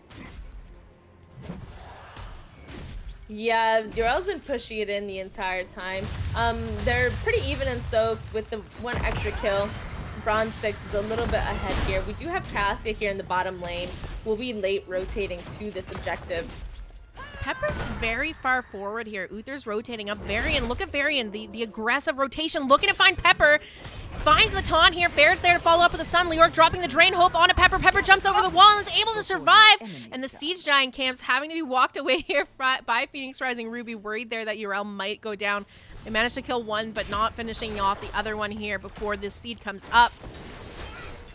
But we do see Fragstellar and Mixels are actually bottom, sieging down this front wall. So it looks like Phoenix is opting to let this seed go. It isn't in their side, no advantage on their favor. However, Kira able to stop this push and hopefully be able to save for towers, but looks like they are going to get very, very low to the point where they'll die very quickly. Sylvan is going to go ahead and start up the Siege Giants over on the side of Phoenix Rising Ruby in the bottom here, but the vision was scouted out. Chromie dropping the vision to find them there. Leoric taking a peek at the Siege Giants in mid, finds the members of PRR on that, but not able to do anything. Level 10's now hit for the side of Bronze6. We have Shield Wall out from the Variants. Chromie's already had her Slowing Sands for a little bit here. Hyperion picked up by Raynor, and Tomb from the Leoric, and Divine Storm this time from Uther. I think this is the first time we've seen a Divine Storm instead of Shield tonight. Yeah, this is definitely a healing Uther that is spooky. This is a healing Uther that's going to be running into the team to try to get those massive stuns. But I get it. However, they got to get Whitemane in there. Whitemane has to be in that Divine Storm, or has to be the taunt target, or else they're going to live. Uther walking forward here. Danny on the flank. Forces the Iron Skin out of Joanna so that Unstoppable and Shield are gone off of her for the next little bit, and this seed spawning in the neutral part of the map bottom. The Falling Sword on Johanna is exciting. It's interesting. We do see Ferret going into the face of Johanna. They are going to end up walking away. Mixels is trying to get as much damage as they can while poking and getting their stacks for the level 1. There's the Slowing Sands coming down from Chromie. Pepper in a little bit of trouble there. Is going to pop that Ardent Defender. Big Entomb out from Leoric, but he's getting chunked down. Not enough damage to really follow up off of anything there. Hyperion dropped by Raynor as well. We're going to see Secret hit that fountain. And the members of Phoenix Rising Ruby back off to start to hit that objective. Get those minions chunked down a little bit. Bunch of damage coming out there from the Sylvanas on the side here. H2O looking like they might be in a little bit of trouble. Mark stepping forward to try to finish Joanna's off. She's going to pop that Iron Skin and walk away once more. But now Pepper is left in there. There's the Divine Storm out from Uther. And they're going to find themselves one up in this fight. H2O in a world of hurt as well. Here comes the taunt. And he's going to go down here to a 2-0 in favor of Bronze6, and the channel started on this seed to bring them to Garden Terrace here. Excellent pacing on the side of Bronze6 for that fight. We do see these Garden Terrors going to spawn here in the front of each lane and start pushing in those forts. However, we saw their white main very, very low on mana towards the middle of that fight and wasn't able to really keep up with the amount of damage being put out from the side of Bronze6, which is very paced out. She likes long fights that everyone is still in it. But we do see Leora getting fairly low here. I'm going to be able to Wraith walk away. Blue team has destroyed a fort. Bottom fort goes down, mid fort hanging on by a thread. This top fort, Yrel clearing out that Garden Terror pretty easily here. Just gonna see that front wall go down for the most part. Maybe a fountain if she can't stop it from hitting one more time, but there we go. She is able to clear that one out. Leo stepping forward to get some damage out onto Pepper, dropping that Drain Hope.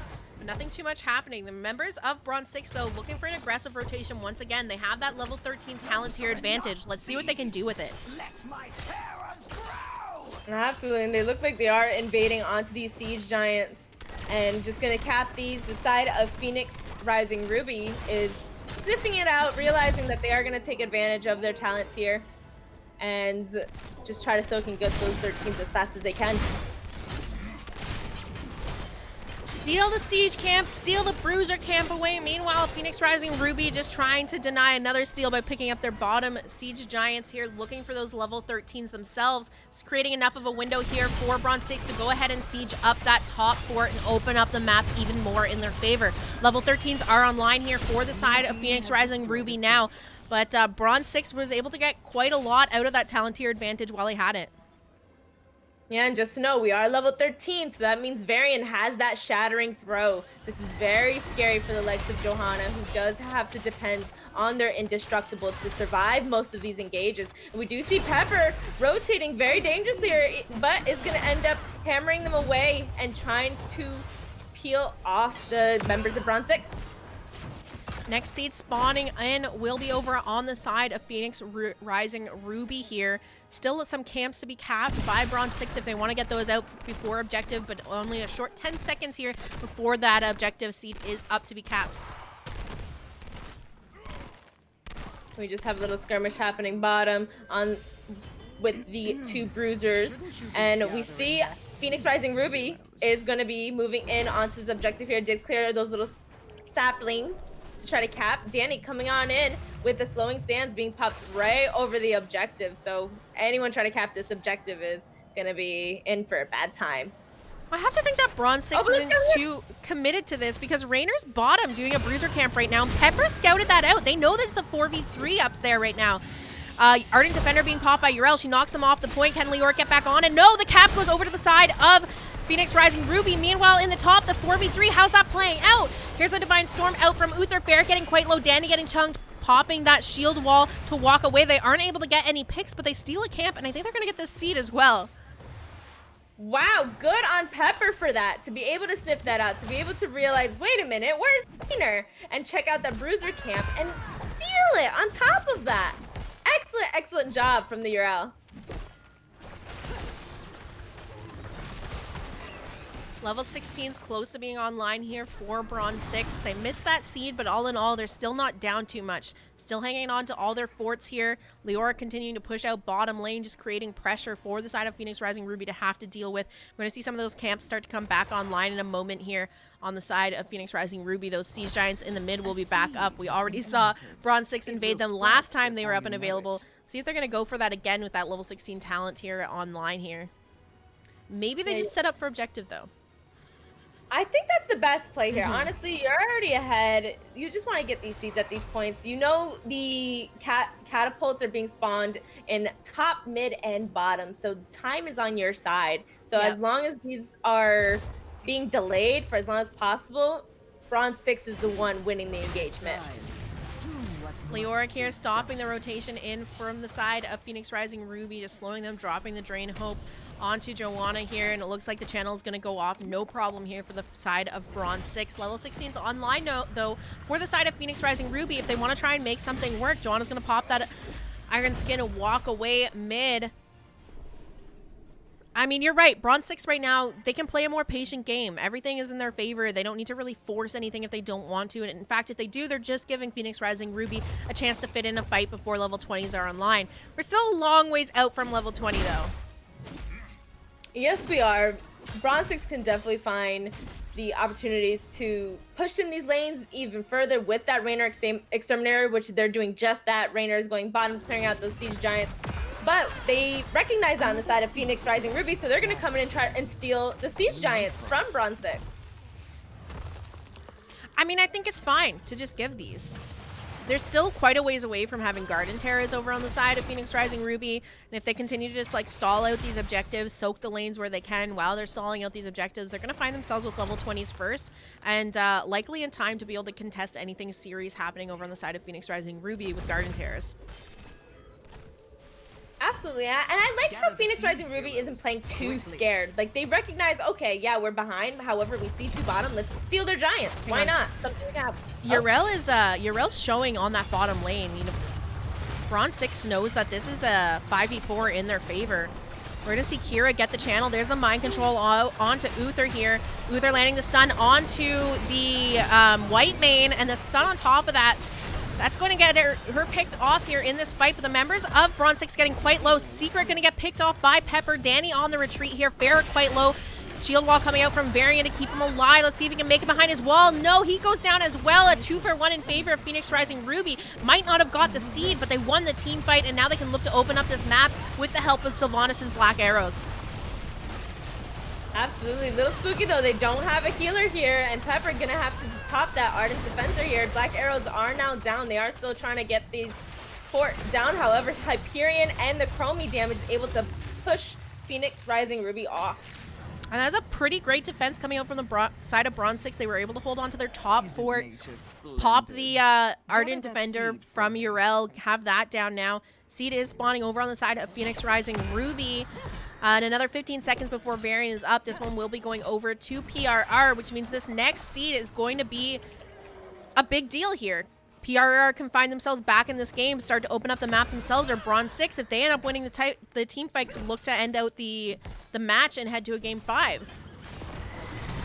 Absolutely, but however, we see Bronze6 is on the road to 20 already. They are level 19, so Phoenix Rising Ruby has to try to find that XP elsewhere or try to find a pick at this point while it's 19 versus 19 or 19 versus 18.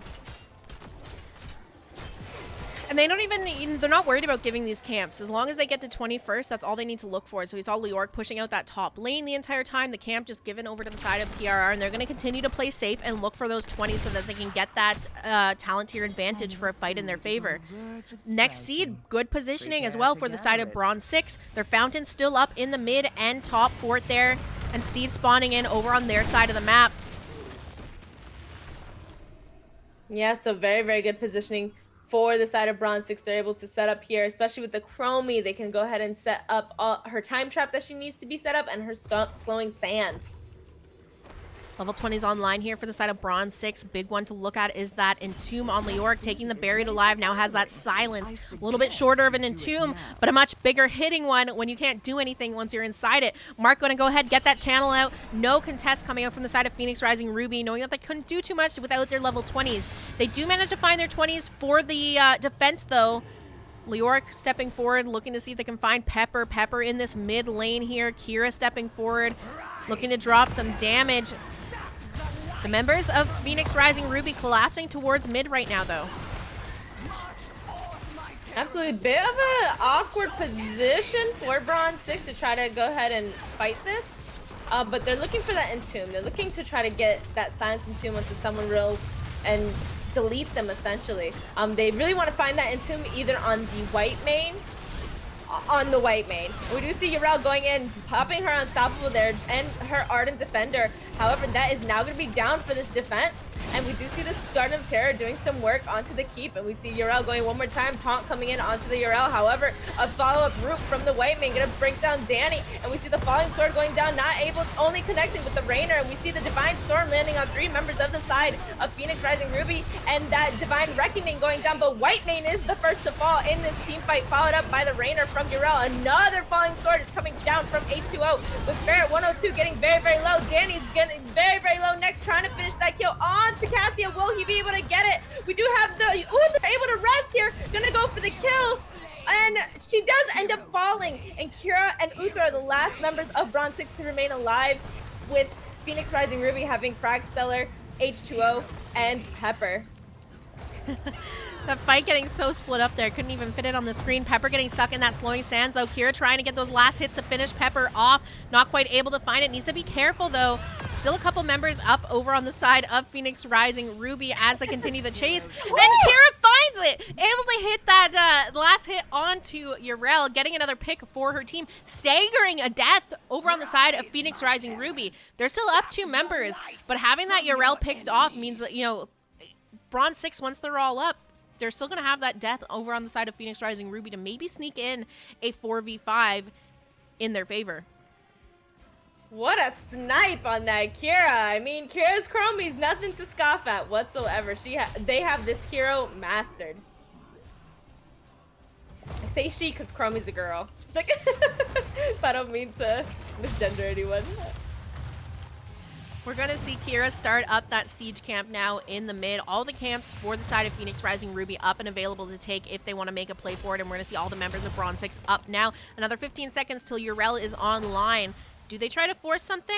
It's just not enough time to make it across the map to do that.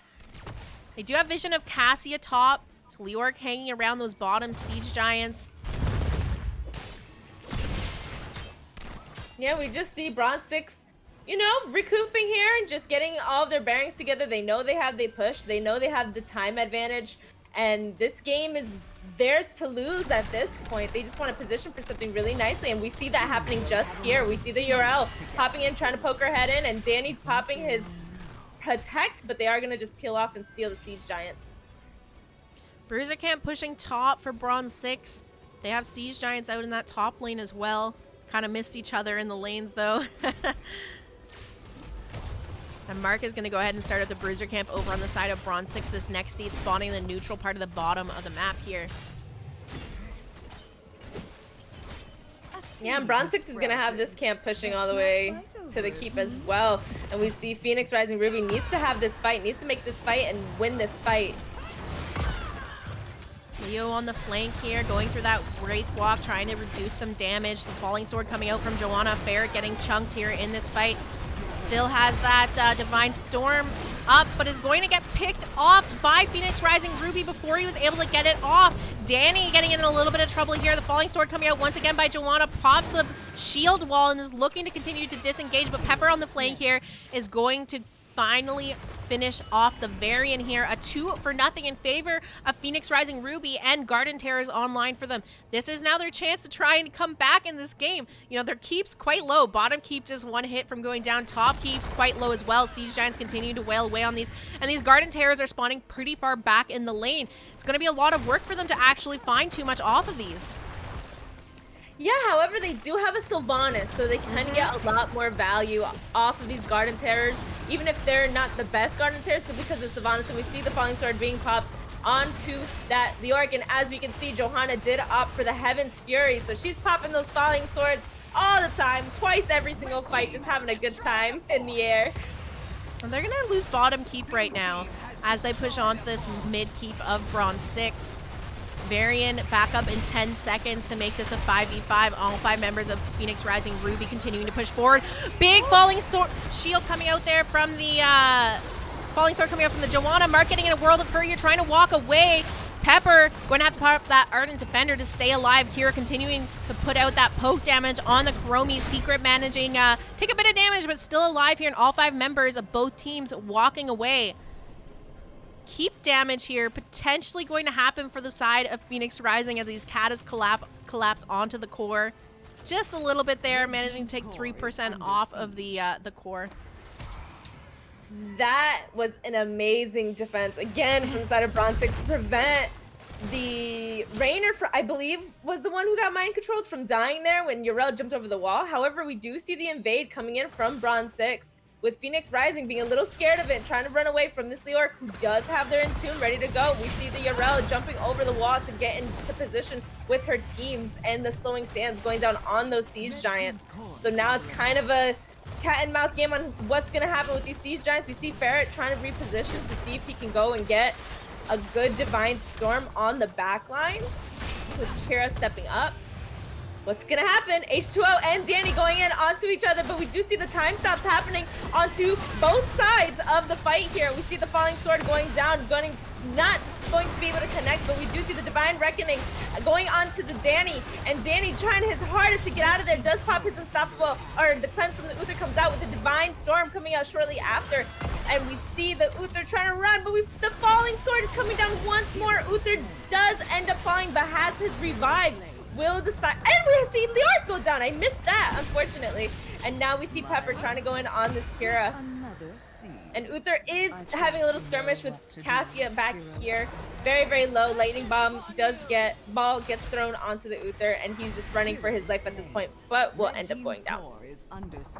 And look at bottom lane, though. You know, you have 3 Katas heading towards that core. Once again, somebody has to back to defend that. Top lane also has a huge wave starting to stack up there. Well, Phoenix Rising Ruby is looking to try and find an end here, or else they have to worry about their core potentially going down. Kira having to pop into the stasis there to avoid getting stunned by the Joanna. Ardent Defender popped by Yrel to keep her alive, and they're focusing on this mid keep, but down goes Cassia. This is huge. The Silence Entomb out from Leoric as well. They're going to find 2 picks here for this defense onto the mid keep. Still using those Banshees, and they have Katas on core. Look at this core, both top and bottom wave. Let's see if Danny can continue to stop them from hearthing here. Gets the slow onto Sylvanas. Sylvanas trying to use those Banshees, uses that mind control to stop Danny from getting that taunt out, and able to use those Banshees to reposition and get out of there, but cores are shredding down, or Katas are shredding down this core here. 37%, 2 members down on the side of Phoenix Rising Ruby. Can Bronze6 end out this game and bring us to a game number 5? Hyperion out from Raynor. Let's see if they can do it. Easy. There it goes! Oh my gosh. Okay, so Bronze6 is literally the team that needs to be named the best defending team. Every time it seems like they're down, there's 2 players down. Oh no, what is Bronze6 gonna do? How are they gonna defend this? They just come out and defend it. Oh, we'll just kill people. We'll just defend it. No worries. It really felt like Bronze6 was good at winning fights if Phoenix Rising Ruby was the one taking the engage. A lot of the times you saw, you know, if it was Bronze6 going in for the engage, they ended up coming out behind in the team fights. But anytime it was set up in a position where they were on the defense, you had Phoenix Rising Ruby being the one engaging onto them, looking for picks. Bronze6 was just on point with those defenses. Absolutely, which is strange because they go for these wombo combos that engage. We got a game 5 on our hands, ladies and gentlemen. I couldn't be more thrilled about it. Let's take a look at this match summary screen. We see that massive damage pumped out from Kira on the Chromie, along with no deaths. She was sitting at they were sitting at 77,000 damage for that game, and we saw a couple times very, very valuable picks, especially that Cassia pick at the end. That Cassia pick at the end is what allowed Bronze6 to be able to fully defend that push, that core push, essentially. And then Leoric was able to follow up onto the white main because white main was trying to save Cassia. So very, very excellent job from Chromie this game. Chat saying Phoenix needed to just not push pass for kills. They just focused, keep that structure was free. Yeah. I agree. I think they're just trying to find that opportunity to close out the game. Maybe got a little bit too excited with 2 members down over on the side of Bronze6. You know, they saw finals in their eyes and had it just dashed away by Bronze6 because we do go to a game 5 here now. So at this point, you know, anyone's series. I'm excited. I was saying I wouldn't be surprised if we go to a game 5 here tonight, and Bronze6 proved me right there. And again, like I said, Garden of Terror, if you're Bronze6 here, you're going into game 4, you lose this one, you're out. Garden of Terror is the map to go to. This is the one map that they've taken a win off of Phoenix Rising Ruby in the past. Yeah, and it showed. They had the map control. They had the camps timed perfectly. They were able to clear the camps a little bit faster because of Leoric take. Actually, he didn't even take Neo Peasants. He was just able to clear faster than the Yrel. Very, very excellently played. And the fights were well paced. They managed to deplete. They did enough burst damage to deplete the white main mana and to get all of that nonsense out. And then They backed up. If they could, they tried their hardest to back up and then re-engage. And then Whitemane had no mana for the next engagement. She doesn't like split fights. She likes long, continuous fights. Mm-hmm. Well, I think this is a good time. I'm thinking both the teams are probably taking a quick bio break. The lobby's not quite up, so we're going to go to a Be Right Back screen while they get that lobby up for game number 5 here of this best of 5 series for the Nexus Division Season 11 semifinals here. Winning team moving on to the finals. See if Bronze6 or Phoenix Rising Ruby is going to come out on top after game 5.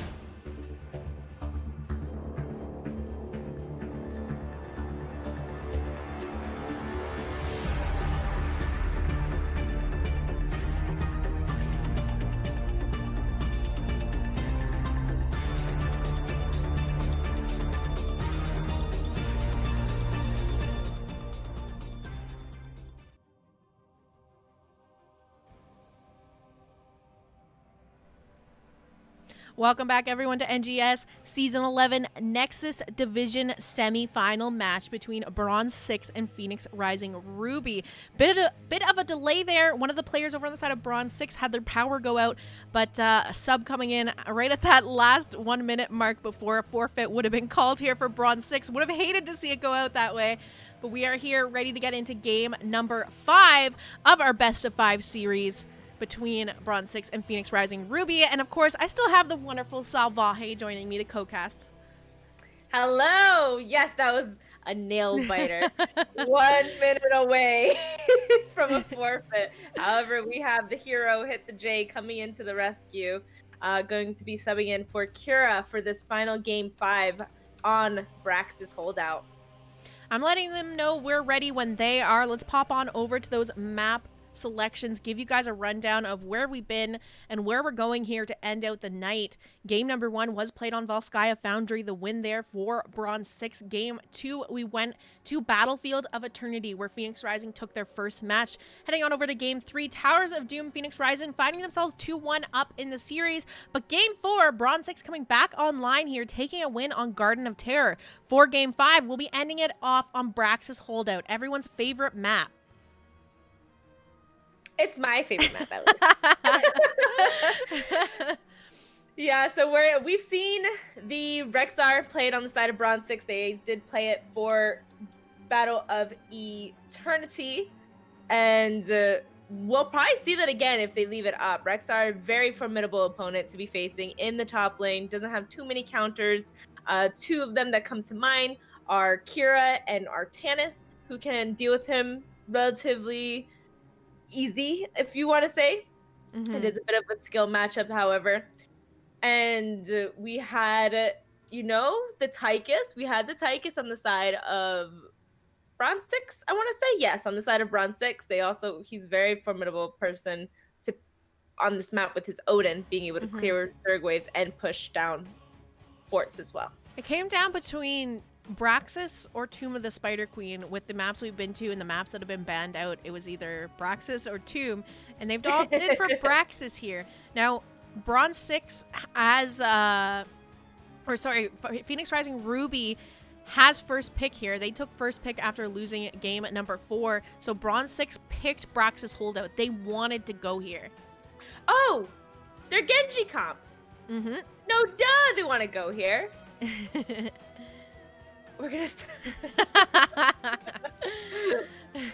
We have the readies out from the side of Bronze6, just waiting for the ready from Phoenix Rising Ruby, and we'll be jumping into this draft. And we have another swap as well on Phoenix Rising Ruby. Mixel's actually swapping out with Jazzalene. So now we have Jazzalene and Pepper here in this final game. So a couple of role swaps and player swaps. Luckily, though, it would have sucked so bad for this to end in a forfeit if they couldn't get a sub in, so I'm glad Bronze6 was able to find Hit the J to come step in here for the last game of the series. So it all comes down to this match. Who will come out on top and move on to the finals for Nexus Division? Yeah, and we saw that they left that white main up for Danella to take, and they were able to deal with it. Bronze6 was able to answer it. And let's see if they're going to leave that white main up again for this map. I have to think that they're feeling a little bit okay about leaving it up now that they've won into it. Especially if it means leaving, Sonya or Uther or something that is a little bit more meta and harder to deal with potentially. Absolutely, and they do ban out that variant. They want to avoid the variant comp entirely. However, there are other tanks that could be substituted in his place for a Uther and Genji comp. However, Bronze6 is actually going to be the ones to deny that Uther. This is going to be the first match of this entire series where Uther will not be played. Uther has been left up in every single game and picked by either Bronze6 or Phoenix Rising Ruby in games 1 through 4. There's the Rexar ban coming out now from the side of Phoenix Rising Ruby. What's going to be the last ban here in the first ban phase for Bronze6, do you think? Sonya. I would think Sonya. Oh, no, they have first pick. No, they're going to leave Sonya up. Maybe get rid of the Hogger. Possibly get rid of the Leoric if they want. Hogger has been banned out every time. They're going to stick with it here. Bronze6 getting rid of that. That leaves Sonya up for Phoenix Rising Ruby to lock in. Yeah. Do they take it? I mean, they know that the members of Bronze6 do play Sonya as well, so if they leave it up, likely going to get picked up by Bronze6. So no surprises here. They do go ahead and lock in the Sonya for first pick on the side of Phoenix Rising Ruby. I mean, it's so difficult to answer Sonya in the solo lane mano a mano. You do have, you know, a good Malthael who's able to kite a Sonya around, can beat out Sonya. Rexar, but Rexar is going to be banned out of this game.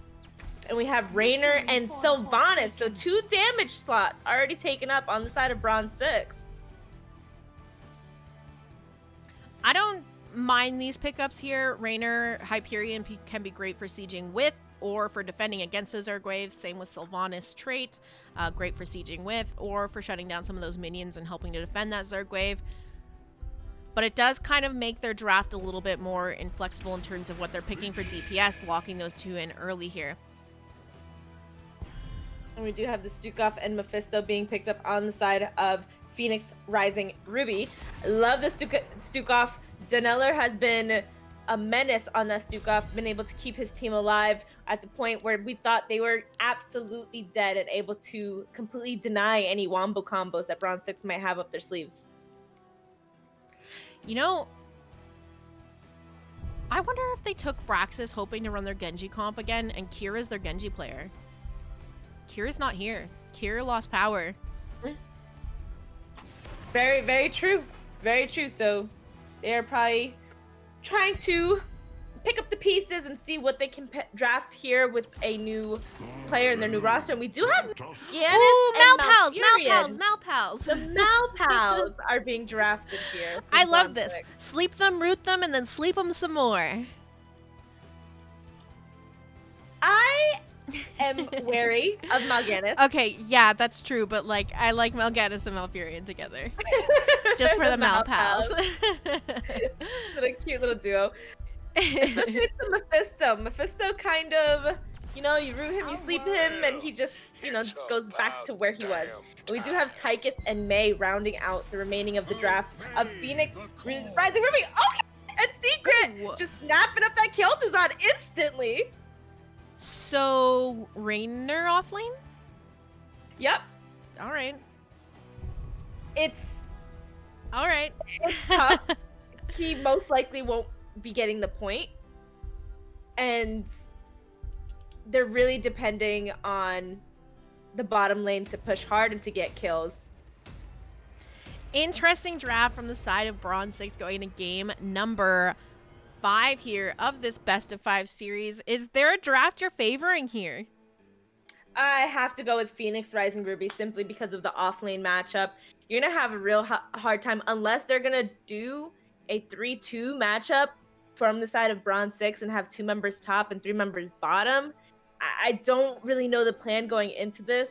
However, if they do leave Raynor and Sonya to 1v1 each other, Raynor will not be capping this point. Yeah, very interesting pickup here. Bit of a squishy team over on the side of Bronze6, and there's kind of quite a bit that can get into that back line and put out some damage. You know, Mephisto can shade a Mephisto in. May can icing in. Sonya can leap in that back line. Maybe a little bit vulnerable here. The only thing that could save them, you know, potentially if they do try to do that kind of play and engage, you have a Malfurion that could pick up Twilight Dream just to shut any of that down. Let's go ahead and introduce these teams here. Game number 5 of our best of 5 series. On the left-hand side, we have Bronze6. Secret will be playing Kel'Thuzad, Danny on Mal'Ganis, Ferret on Malfurion, Hit the J subbing in for Kira will be playing Sylvanas, and Mark on the Raynor. And on the right-hand side of Phoenix Rising Ruby, we have Daneller on Stukov, H2O on May, Fragstellar on Mephisto, Jazzalene on Tychus, and Pepper on Sonya. We're going to see a 2-3 split for the side of Phoenix Rising Ruby. Tychus and Sonya rotating up into that top lane. Maybe just curious to see how Bronze6 plays out their lanes, considering they picked up 3 assassins. Yeah, because potentially you would want to try to gank that Sonya immediately and give Raynor an advantage ahead of time. But we do see Pepper and Jazzalene both staying top here with the Tychus and Sonya. While Hit the J looks like he's going to be making his way up to top lane to help out with that.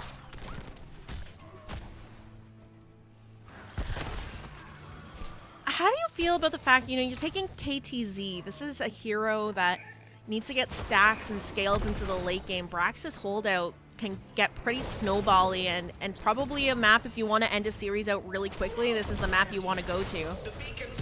Kelton has a special place on Braxis where this is one of those few maps that you can get your stacks at an extremely fast pace that you don't necessarily need to go to late game. However, he needs, if he's not getting the combo himself, the chain himself, he needs Mal'Ganis to help set him up to do that, or Malfurion to land a route to do that. And with Mal'Ganis being the sole frontliner, he's gonna have a hard time trying to follow up on his sleeps. We're gonna see the siege camp getting picked up for Bronze6. There's the combo out from Secret, landing those change onto Mephisto and the Mei. You know, I will say though, Sonya and Tychus able to get a lot more value in that top lane so far than the 4-man on the side of Bronze6. They're gonna start to siege in this bottom wall now, but it's getting cleared up slowly but surely here. Secret landing another combo here, continuing to stack on his baseline quest, currently sitting at 7 stacks of the 30 needed to finish that out. Yeah, he's already at 7, and then once he hits 15, he gets his Glacial Spike, and that'll make it even easier to land combos. So like we're seeing here, we see the sleep going in, we see the root right under it, and then the chain right after, doing the root first just to guarantee that stack. So very, very well coordination between Secret and Danny. We do see the H2O engaging onto the Mal'Ganis, but he's going to end up walking away. See Danny back onto this point, landing the stun onto H2O. Icing comes out from Mei, sleep connecting from the Mal'Ganis, and there's a root on top of that. Follow that up by another sleep. She's going to pop into her Cryo Freeze to try and stay alive, and looking to retreat now. Drops the Blizzard to kind of zone them out, but Hit the J going through with the Banshees to get onto that Mei once again, forcing her to have to back and hit that fountain. Tychus has rotated down now to help in that 4-man, leaving Raynor and Sonya to face off in that top lane. Yeah, we see the Kael'thas is on, he's grown, he's already at 13 stacks. He's gonna get his Glacial Spike in 2 more roots. So Secret definitely has his hero down, and I'm sure, you know, it ain't no secret that his Kael'thas is really good. Mephisto shade of Mephistoing in there to get some damage out. The Bruiser camp being worked on by the members of Phoenix Rising Ruby. Looks like they're going to be able to secure this before Bronze6 goes for the invade here. It's going to create a lot of pressure for them to have to deal with in that bottom lane as they continue to try and hold down the objective here. Stun going out onto the Mei with Kael'thas trying to get that chain. Does end up getting the chain, but misses the root just slightly there. Does end up taking some return damage. This Bruiser camp still pushing in here, trying to go ahead and clear it before they get to their walls, but we see H2O re-engaging onto hit the J. But the sleep, massive root coming out, it does end up landing onto the Mei, and the Mei getting stuck in that Malfurion root.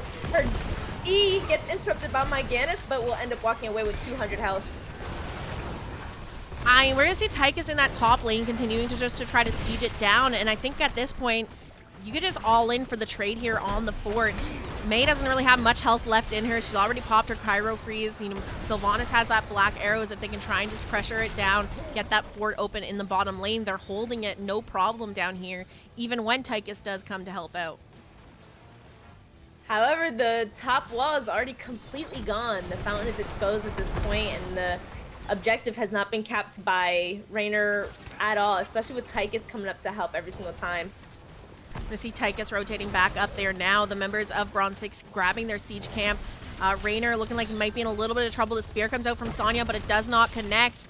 Mark doing what he can to clear out that lane and stop the siege pressure from Sonya and Tychus. We're going to see Hit the J rotate up to try and help out. Drops the dagger onto the Tychus. Goes ahead and uses those Banshees to close the distance between him and Pepper and gets a bit of damage onto the Sonya. No picks there, though, quite yet for the side of Bronze6.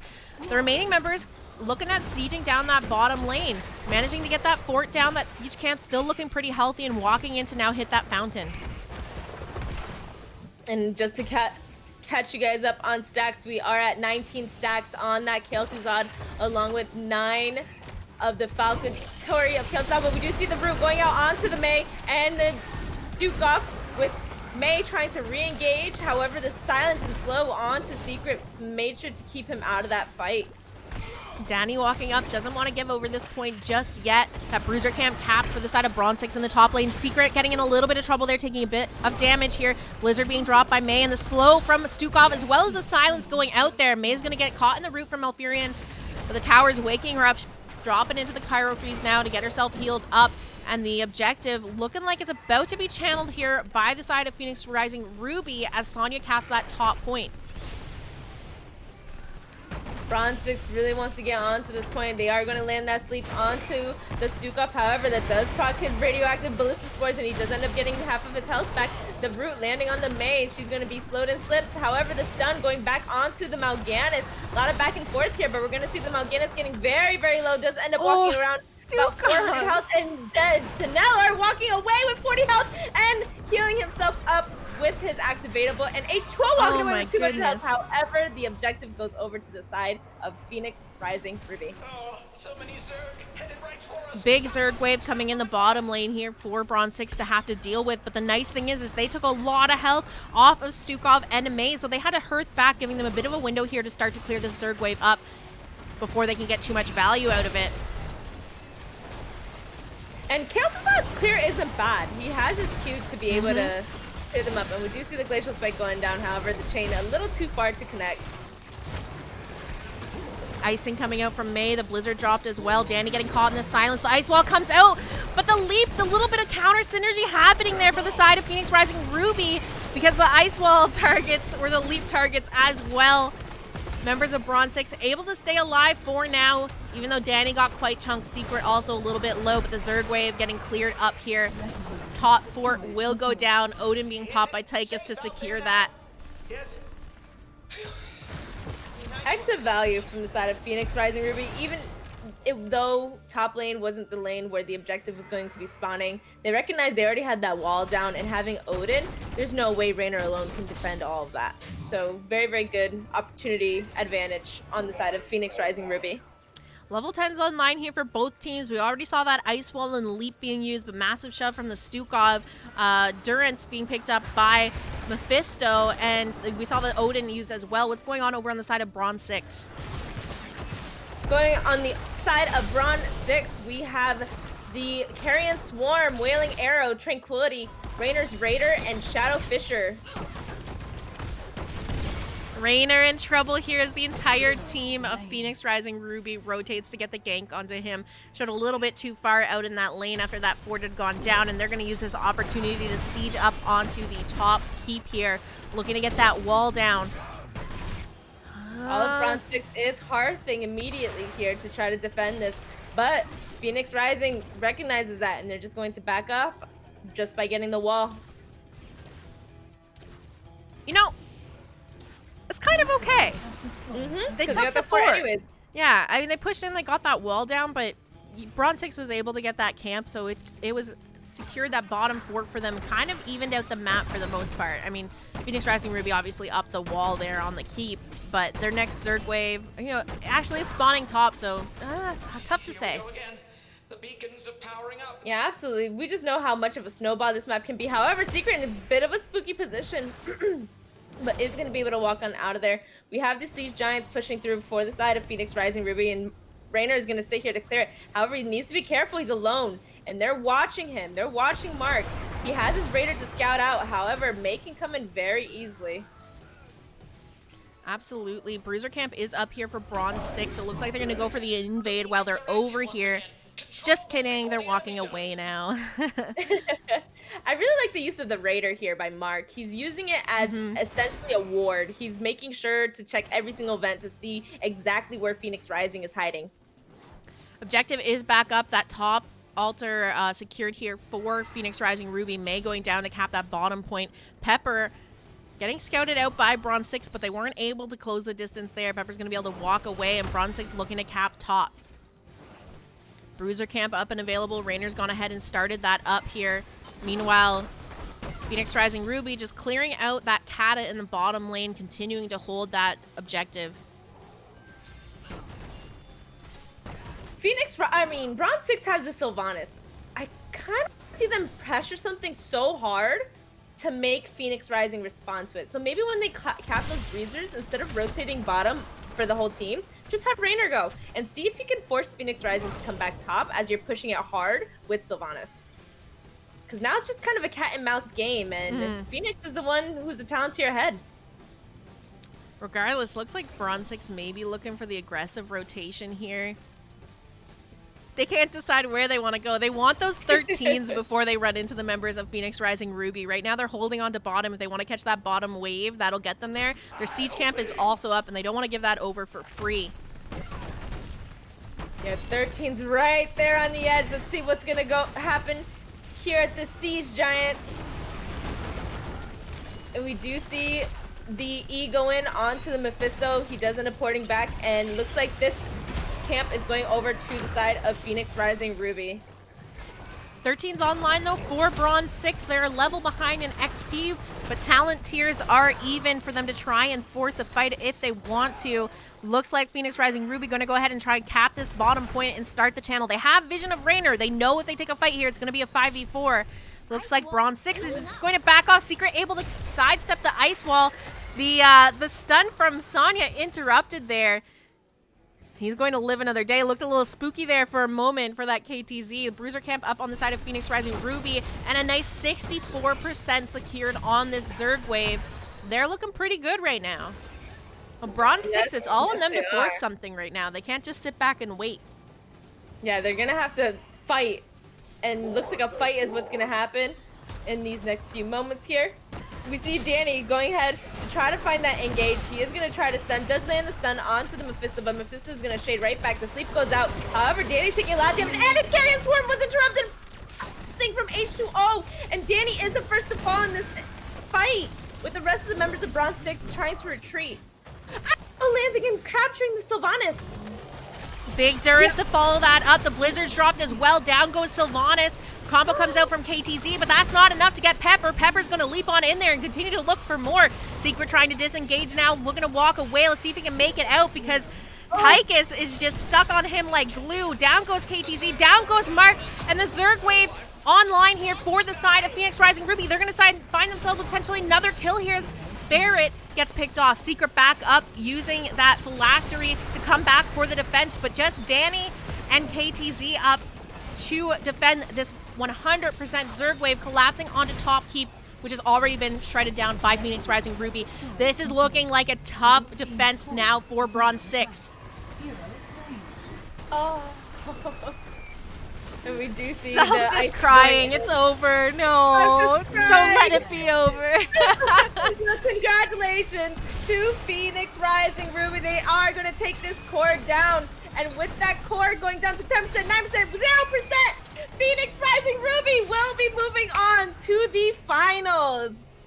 GG's and well played. A hard-fought battle here tonight by PRR, bringing it to game number 5 here to close out this series. Let's take a quick look at this match summary. I'm going to go ahead and let you talk about that a little bit, and we'll hit up Phoenix Rising, see if they'd like to have a quick interview. Yeah, so as we can see with the match summary, big damage put out by both Secret and Fragseller, both having 24,000 damage, just differing by a couple of points there, actually. And we were hoping for the Raynor offlane to work out, but Phoenix Rising did an excellent job of sending the Tychus up there to help the Sonya and not have Sonya pressured off the wave by Raynor's auto attacks, which is what Bronze6 was going for. So good job on Phoenix Rising. Talent-wise, everything looks pretty standard, except for Mephisto. Mephisto actually opted to go for the Q builds. Typically, you see Mephistos go for either the full W builds and go for the Souls, Tormenting Souls, I believe it's called. Not Durance. And we went with Durance here. We saw a little bit of counter synergy between the Ice Wall and the Durance, but at that final fight, they all managed to stagger out their abilities with the wall coming out, then the Durance, and then the leap, and able to secure that final win for Phoenix Rising. Ruby. I mean, you know what? Bronze6 might have fell tonight, but Bronze6 has come a long way. They were the Division B West winners of Season 10 moved all the way up past Division A right into Nexus Division and to make it all the way to the semifinals and to a Game 5 at that. I mean, this is a team that has shown that they can consistently grow together. Absolutely, absolutely. These games were not won without a fight. They went back and forth so often. Every single team fight was like 2 minutes long because of how much pacing was going on between Phoenix Rising and Bronze6. So these games were amazing to watch, and it was even more of a pleasure to cast. Well, we do have just Silo over waiting in Lobby 2 of the NGS channel, so if you want to hop in there, I will join you in just a moment. We'll have an interview with one of the members of Phoenix Rising, Ruby. Sounds good. I will be there.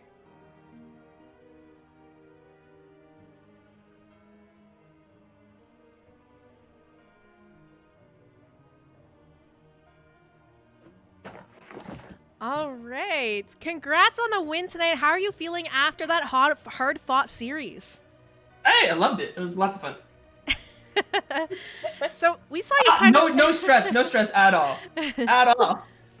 No, I mean, I have to ask. The one point I was really curious what your comms and stuff were like. You're sitting in Game 4, Garden of Terror, and it looks like you're trying to make a core call. What are comms like as a couple of your members go down? Well, I was a spectator in that one. Oh, true. I guess you wouldn't have heard anything. I was on the sideline, enjoying the view, hoping my team could. So what was what was your reaction then as you watched that happen? I'm sitting in the Phoenix Rising is a really large organization, and I'm in the main one, with members from all of the other teams. And we're all like scrutinizing the gameplay. I've never seen so many people savagely obliterate my own team's macro in front of me. Now, I found it kind of interesting. You guys actually picked Garden of Terror tonight, but that was the one map that Bronze6 took a win on you guys when you played them back at the beginning of the season. Were you involved in any of the decision making for that map pick, or do you know the thoughts of what your team was thinking bringing us to Garden of Terror for game number 4?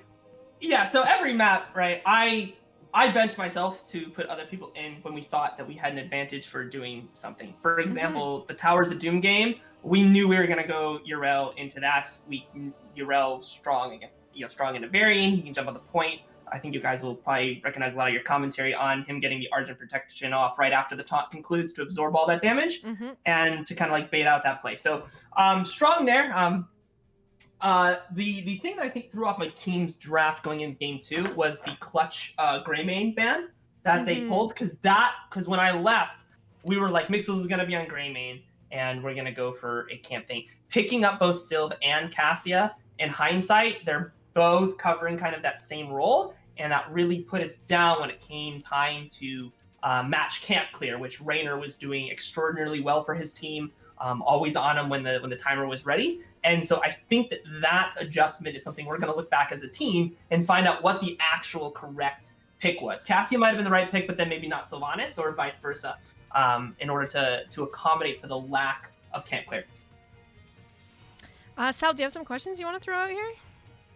Yeah, well, I have a question on the reasoning of the white man bans, if you're allowed to go into it. Dan Allure. Dan Allure's a savage. He's an absolute savage. Okay, yeah, that's what we thought. I was like, okay, someone over there is a nasty white maid. Why are we banning it instead of Sonya? I mean, like, if you go look at the later team fights on Garden Terror, the team was winning in a lot of those. It just seems to be a missed opportunity when it came for that end play where they pushed that mid keep down. And again, revisiting the Cassia Sylvanas overlap, Greymane with Sylvanas very quick at taking structures. Cassia and Sylvanas not quick taking structure, right? And you can see that they tried a couple of times to try to take that bot fort, and they were just unable to do it because the throughput just wasn't quite there. And that Chromie play was just savage on their part. So good old Kira. But that's it from me. You guys did amazing, and I shout out Dan Allure a lot. I really like your healer. He's great. So going into the finals, you're looking at either playing I Just Enjoy Breadman or Team Happy Cloud. have you been keeping an eye on what's going on over there? Have you been scouting these teams? Are you more just focused on what your next match is right now? Look, dollars to dime, I think it's going to be bread. Mm-hmm. I think it's going to be bread. Fair enough. I mean, that's probably the safe bet if you're going to place money on it. I just enjoy Breadman is seeded #1 in your division. So have you guys already started scouting, prepping for that match? Are you ready to take them on? How's that looking? Oh, we're for you? definitely ready. I don't know that our scouting is done. But I mean, the scouting from this match alone tells you just how dedicated both Bronze6 was and Ruby with a lot of the targeted bans, them going after Dane for his, Savage White main play. We started off by banning Lucio a lot. That's how they won. They took a game off us in some of the early games, so we were banning that out judiciously. We were also in the earlier series, we were removing the Varian. Since they rely on that a lot in order to get their picks. But yeah, going the last one, we knew Kel'Thuzad was coming up right from the start. That's again, method of scouting, and then we were like, well, they have nothing that they can do against a 2-3 split. There's just they just couldn't manage it. And Sonya and I really put that to the test by winning that top lane and making those rotations. There's a lot of conversation when we're taking the camps about you'll notice after we clear the wave, I'm floating right to see if I do go down or if I just go back top when we can't really get any more pressure out of the top lane. But it felt really clean that game on that one. Yeah, no, very well played. I look forward to seeing how the finals play out. Let's get into some shout outs here. Is there anyone you'd like to shout out before we wrap up the interview? Shout out to This Is Covey. He is the creator of the Phoenix Rising organization as a whole, and without him, I wouldn't even be playing this game right now. So all the props to him. Shout out to my teammates who showed up tonight in force. We even had a sub come in. Pepper, he did a great job coming in when we felt like we had an advantage to take with certain offlane picks that he provides. And that's part of having that really flexible roster. Shout out to the other subs that have played in the past that didn't make it to this team. Shout out to our coach and who helps us figure out some of our weaknesses. And shout out to my roommate who puts up with me playing late into the night. All right. Thank you so much for joining us for an interview. Best of luck in the finals for Nexus Division. Can't wait to see how it plays out. Have yourselves a wonderful rest of your evening. And take a nice break. This is a long night. You guys deserve to chill now. All right, guys. Have a good one. Bye-bye. Bye-bye. Let's get Salv back up here to wrap things up. Get her camera back up.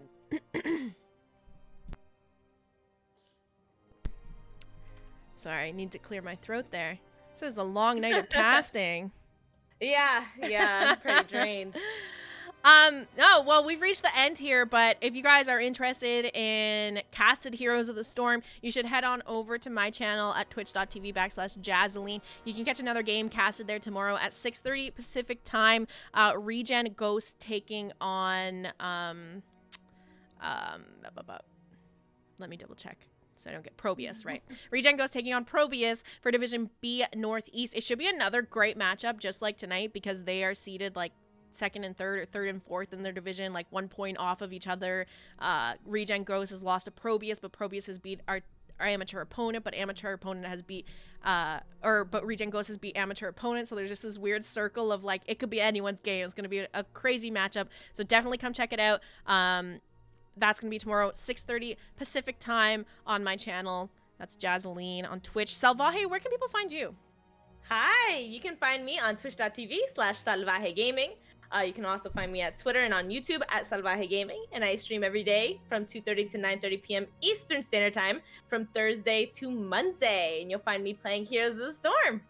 All right, thank you so much, everyone, for tuning in to tonight's games. Big congrats out to Phoenix Rising Ruby for moving on to the finals for Nexus Division, and a well played to Bronze6 coming all the way to the semifinals for Nexus Division.